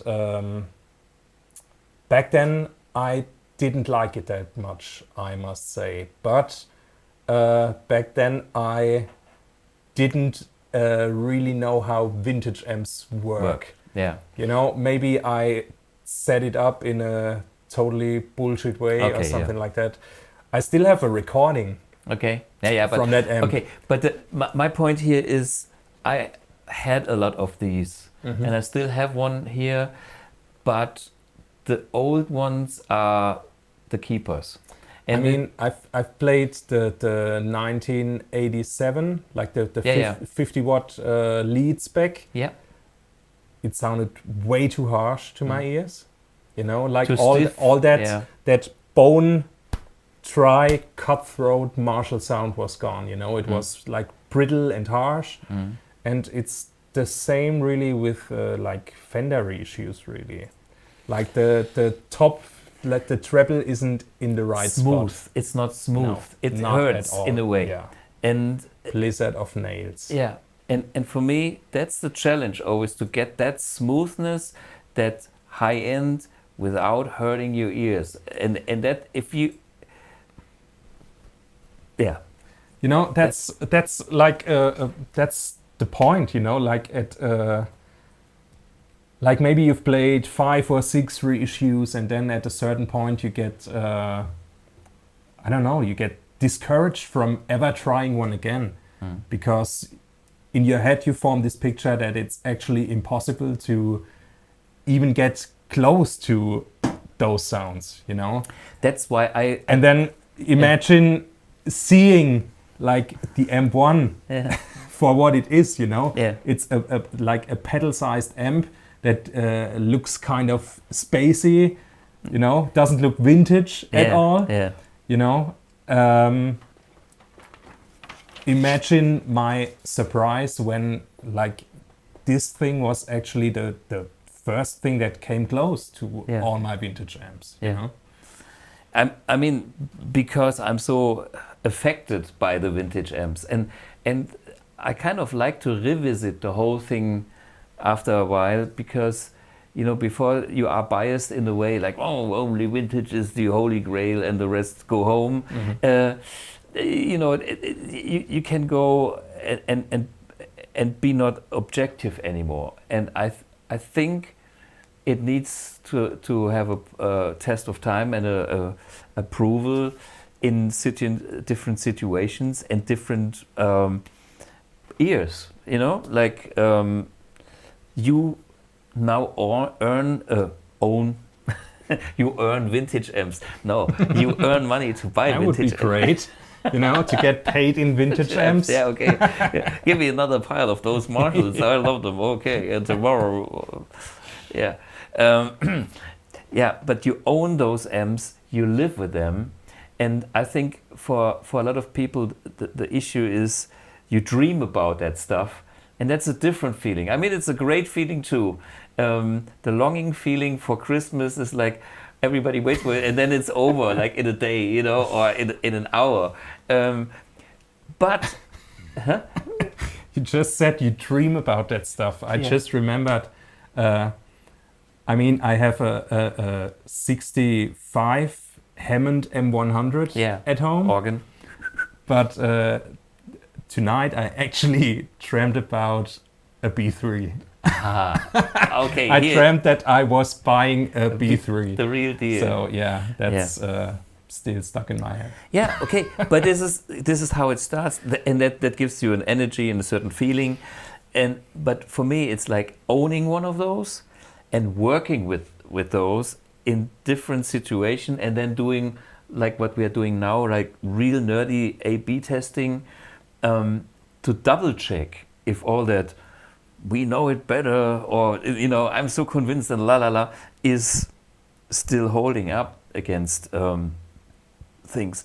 And that brings me to this new technology, profiling or capturing, or what it's called. It's actually like the Kemper, but in a micro where the Kemper is like a whole system in itself. Like you can capture with the Kemper, you can store all your sounds in it, blah blah blah. That's a player. The ToneX system is like an ecosystem where you can decide what you need. I actually saw it first at String Theory's channel, Carsten, once again. So he was checking all that stuff out long before I did, and he got some killer sounds out of it. That actually intrigued me to try it myself. You don't actually need a pedal. You can have the software on your Mac and capture all your sounds into your Mac and use it as a plugin. Yeah, just give it a try. Just get the no, wait. This works here, and we need an output for the mixing. This one, and your guitar and the cable. This is your guitar, and the cable is it's going into my system. So I actually brought two. Like this is the one with my sounds in it, which I captured from my vintage amps at home. So this is what we are listening now. Yeah. This is kind of Manuel's. Wait. I have to get a level here. Are you?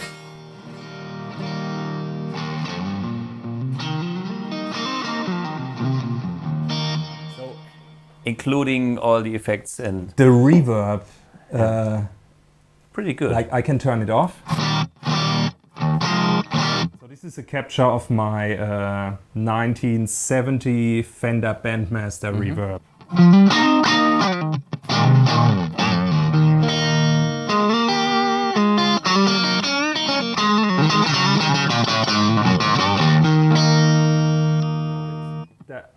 With the Kemper, I always had trouble with that to get those Texas treble, you know, that high end. I found it too. I had a Kemper at home, and I was profiling, that's the word, my Marshalls, and I didn't get that smooth high end. What all these devices get is similar frequency pictures. I call this because this is also one of the main aspects of what these devices do and the process is doing. They're using the filter algorithms that are fucking precise, and that's the first impression. Therefore, is always like, wow, it is the thing, because that's the most obvious one.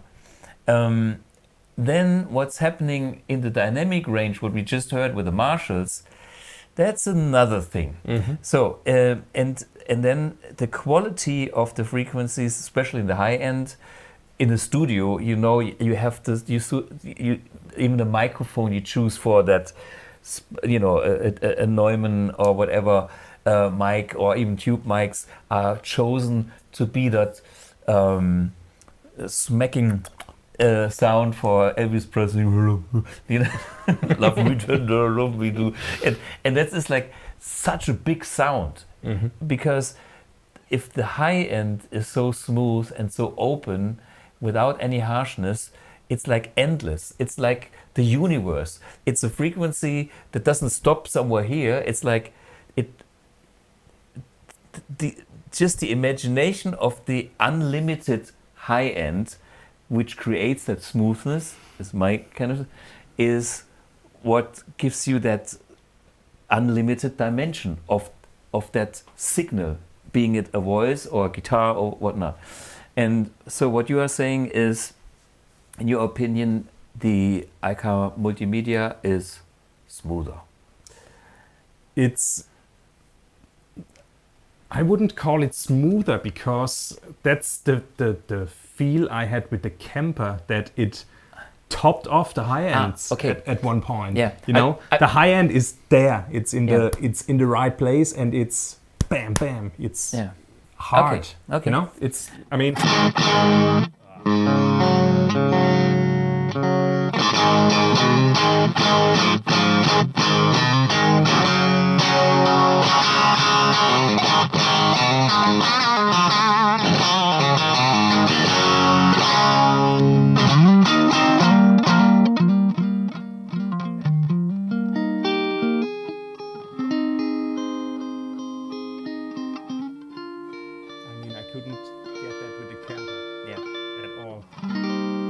I try? Of course. So, and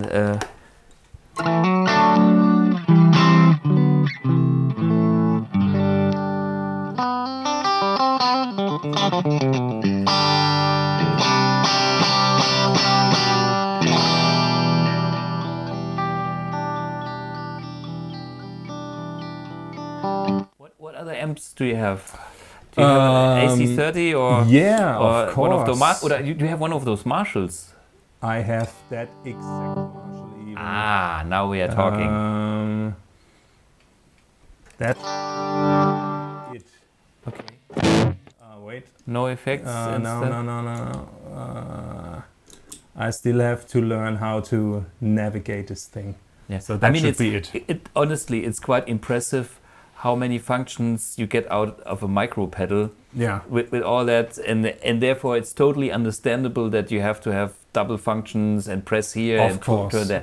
So that's totally okay for what it is. Plus the reverb. Yeah. A friend of mine, Sasha, came by with his Strymon pedal board. Yeah. And the reverb in this thing, there's a blade reverb in there. I mean, just try and play. Oh yeah.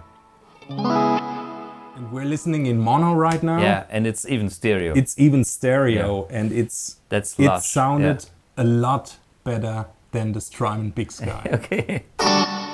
By the way, Strymon has a new Big Sky. A new Big Sky, yeah. I can't wait to try that because of our features. Yeah, I need to check that out. I mean, you can... I actually, a couple weeks ago, I almost bought a second JTM50. Okay.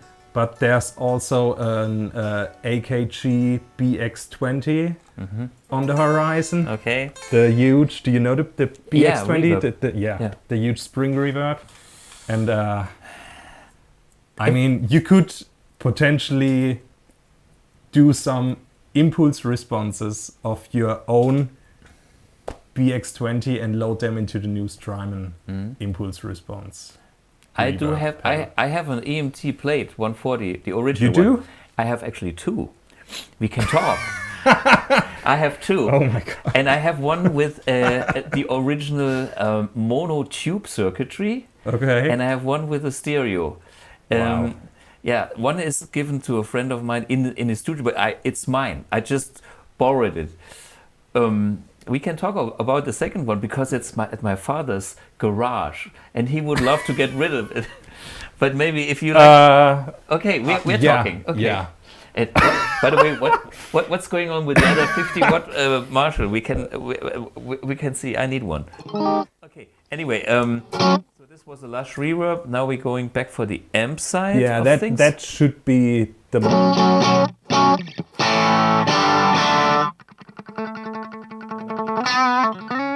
Crank up the gain.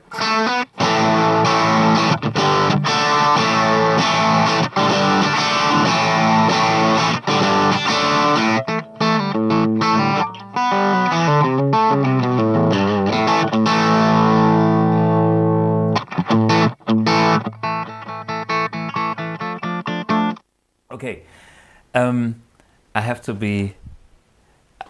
One side, I'm impressed. On the other side, I can still tell how I think a real one of those is a different quality. Of course. Okay, let me. But it's also a different listening situation. Of course, you know, yeah. It's mic at home. Yeah. Mic'd with my mic settings. But I've been at your studio, and we both kind of like that in your face-ness. And to me, it's not as much in your face as what we have on the other side. Where, I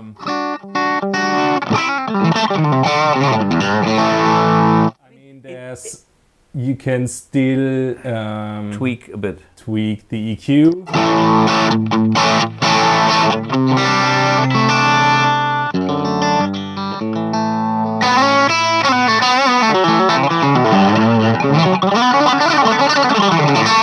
Okay, I would love to measure the latency because I already can feel it. Okay, now I try to be hard to the units. Of course. Okay, of course. The hardest thing I have to say is that IK Multimedia came out with their pedal that looks like an AMP1 with the ToneX, you know, and then ToneX 1. They're looking close what we are doing anyway. But hey, honestly, for a micro pedal, that's a cool thing.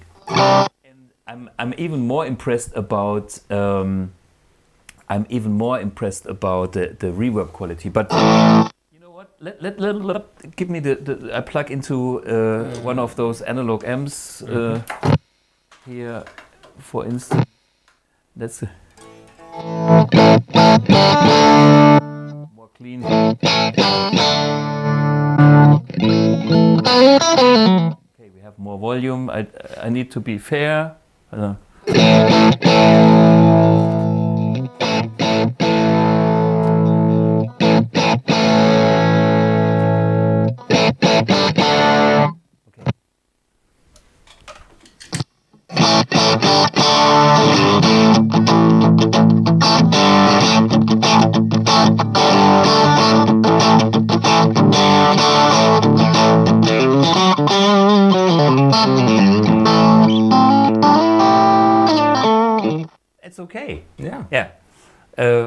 still there's something about that connection and how it feels, but yeah. What else you got in there? Try the... Wait, this should be my my AC30. Yeah, I mean, do you have yours 100%? Like, can we A/B like the real thing to? You mean you mean from the speaker out? I mean no, like so what you had your recording set up with that amp, and you can also capture just like the amp from the speaker out. Okay, okay. So there is not a fair comparison. No, because we have too many. It's not a fair comparison. It's just how does it feel? How does it sound? You know, does it? So that's my AC30.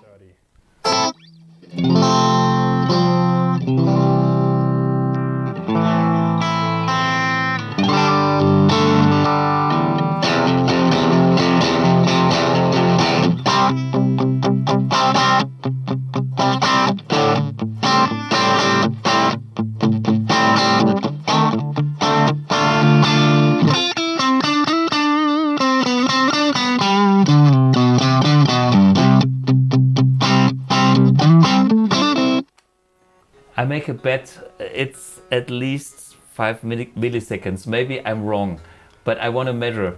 It's supposed to be less. Like 1 point something. Really? Maybe I'm completely biased myself and you know, standing on my own toes and not knowing it, but it's like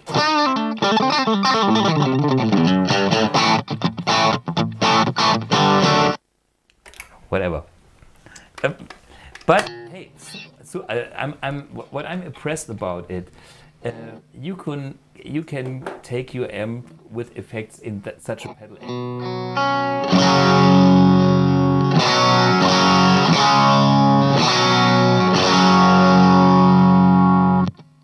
And I feel with those kind of pedals, they are really subjective to the guitar you've done the capture with. Do you know what I mean? Yeah. I mean, I've done the capture with this guitar. I can tell, you know.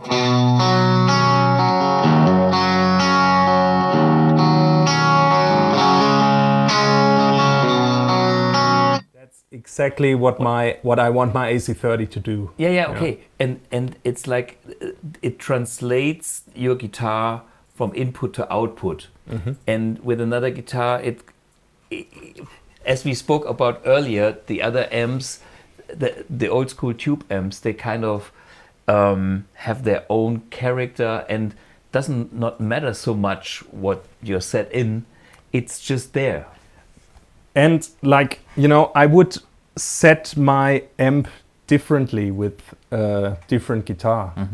That's something you cannot do with the ToneX. I mean, you can, the EQ that is on here is more like a post EQ on a mixing desk. Yeah, really, sure. And it makes sense. So it's one picture of the amp. You know?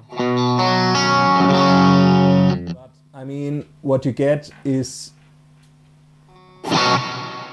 like a similar sound you have in the studio.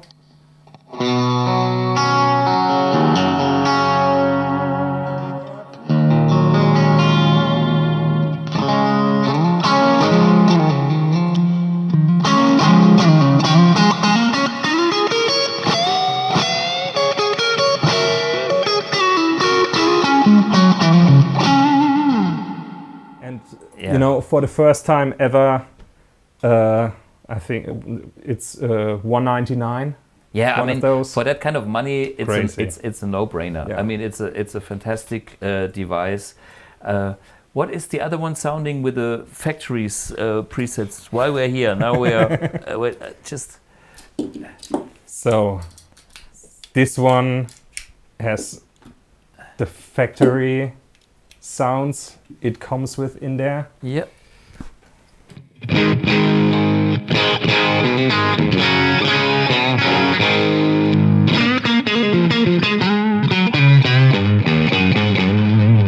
Maybe they have done it with my guitar. No. Okay, and that's really the thing with that technology, you know. Yeah. I mean, there are tons of sounds out there available, but I don't think like once you do your own captures, you're gonna be happy. Yeah, but and I play this is like, yeah, it's like 10 times less dynamic than my sound. Yeah, yeah, and especially with your guitar, that whole thing made sense. Yeah. And this is like it sounds like a cheap digital pedal. Yeah, it doesn't sound exciting. Much better than like the first pod. Yeah.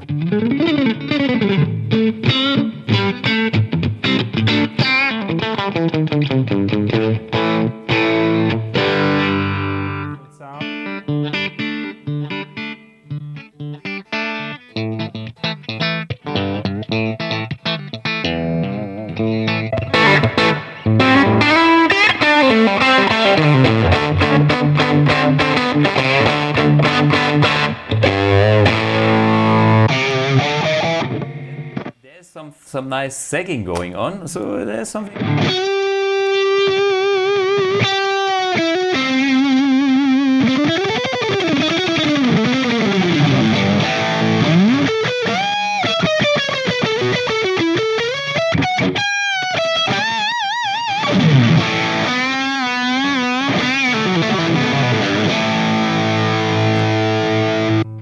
Okay.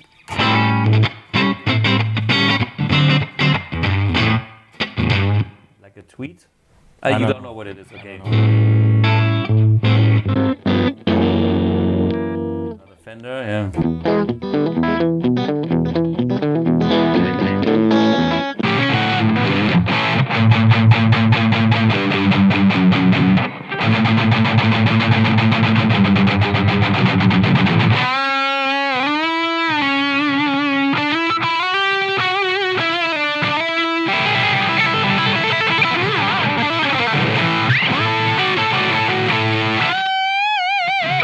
So this is, Yeah, those are not the best sounds. Yeah.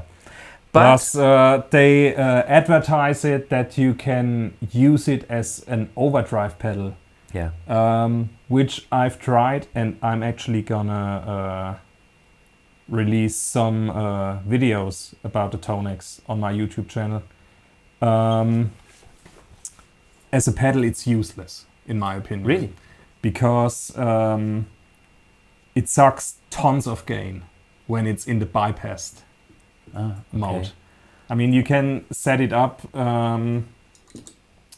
like on this third slot. Yeah. What it does is it actually turns the pedal on and off. Yeah. You can you can either go like AB. Yeah. To switch between two amps. Yeah. Or you can put it in this on-off state. Yeah, like bypass on. Yeah.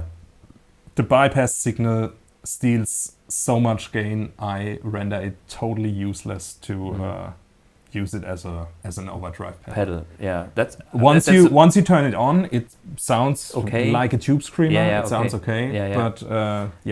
But but what good does it do when it ruins your dry signal? That's a real pity. Yeah. I mean, that's something. It's a deal breaker. Yeah. Because the whole genre is kind of obsolete by doing that. I mean, you have those beautiful functions and then you can't use them because they're useless in that real deal application, unfortunately. I mean, maybe I have done something wrong. I don't want to be absolute about it. Double check. But I at this point I can see what I could have done wrong. Yeah, you know. Maybe some guys know it. Let him. But that's something they could fix with a software update, maybe. Maybe not, because bypass. It's the question how it's done. You know, it's like some people will. You know, there's like the true bypass with hard. You know, like with relay. I don't think they have done that. Then there's the question if you have a buffer bypass.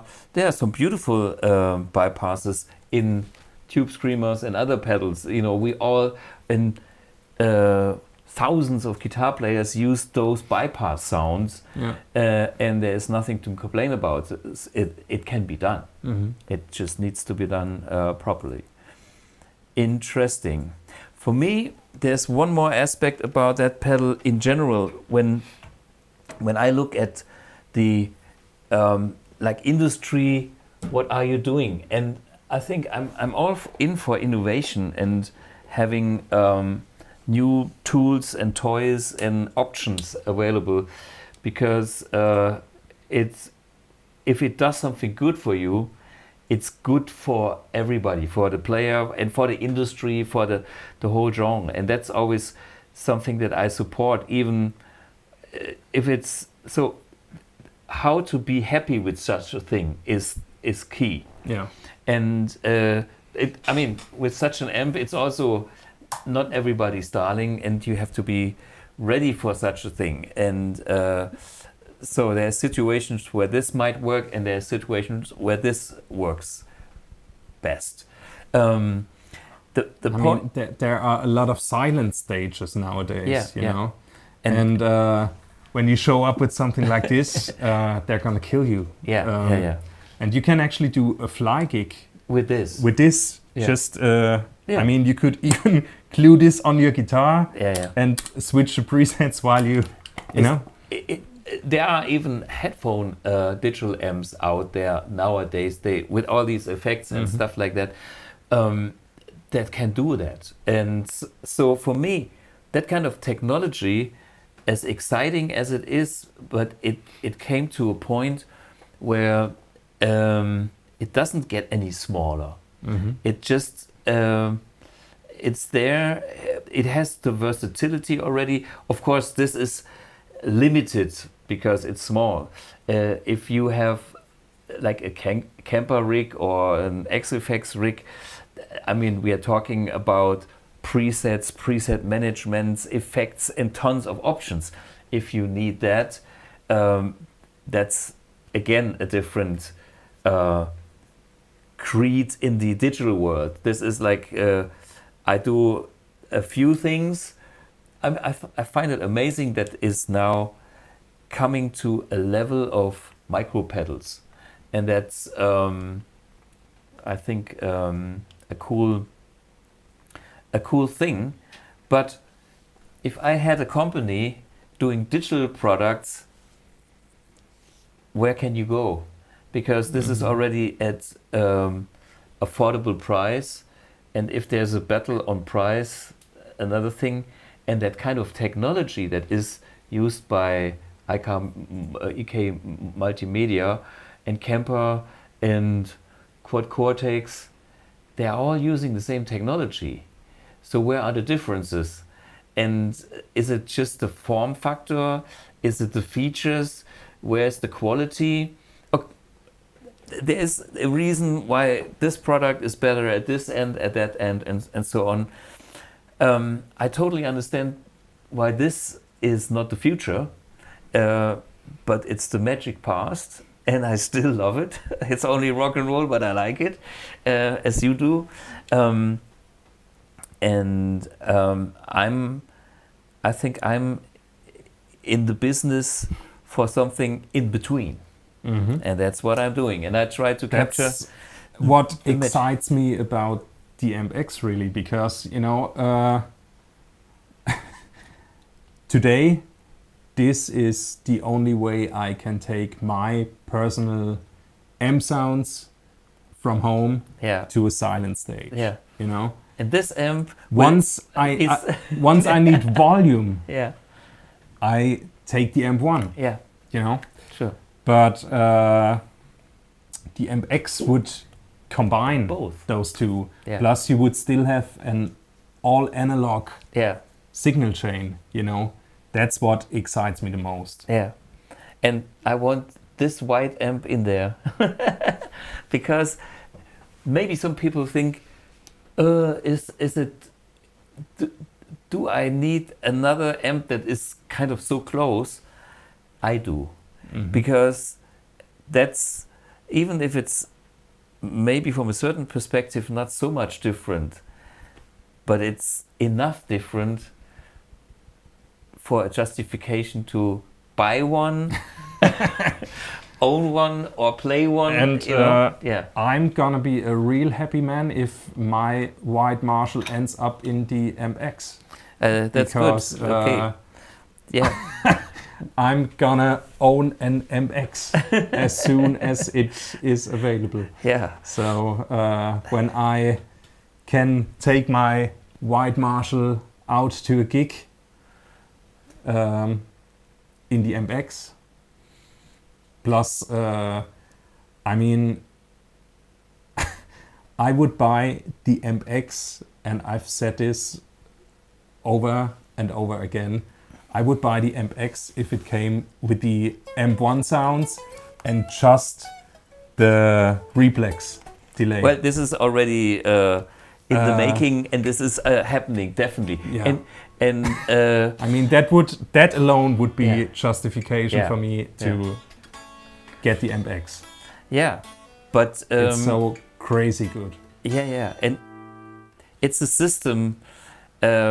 I'm glad that we achieved the hardware side to my liking, where I can kind of close that book, and we are focusing on the software side again to finalize it. And for those, on Sunday I will play that amp, so you can hear it live in Hamburg. Hamburg. Okay, guys. So this was episode 1 of the Ultimate Rock Amp Challenge. There will be more episodes. Maybe we have to get Manuel back again, because for consistency purposes, I have no plan yet. But as soon as I have norms, we always talk. We will see.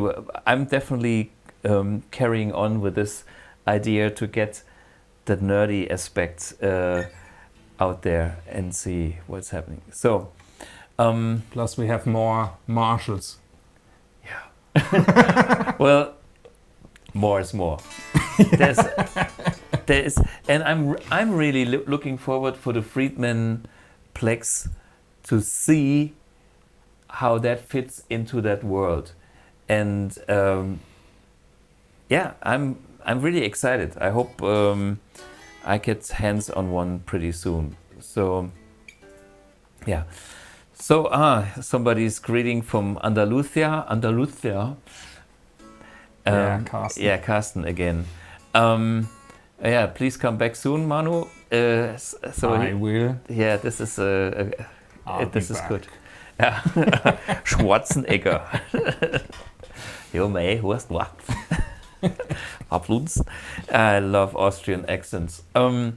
Yeah, thanks for joining in. And hey, guys, I have no plan for next week, but I'm sure you will see something very exciting, because I'm fit again, and yeah, it's good. And by the way, I was actually recording something with the AMPX. Maybe we'll see next week. Guys, thanks for joining in. Thanks, Manuel. And thanks for having me. Yeah. And see you guys next week, same time, same place. Cheers. Bye-bye. Bye.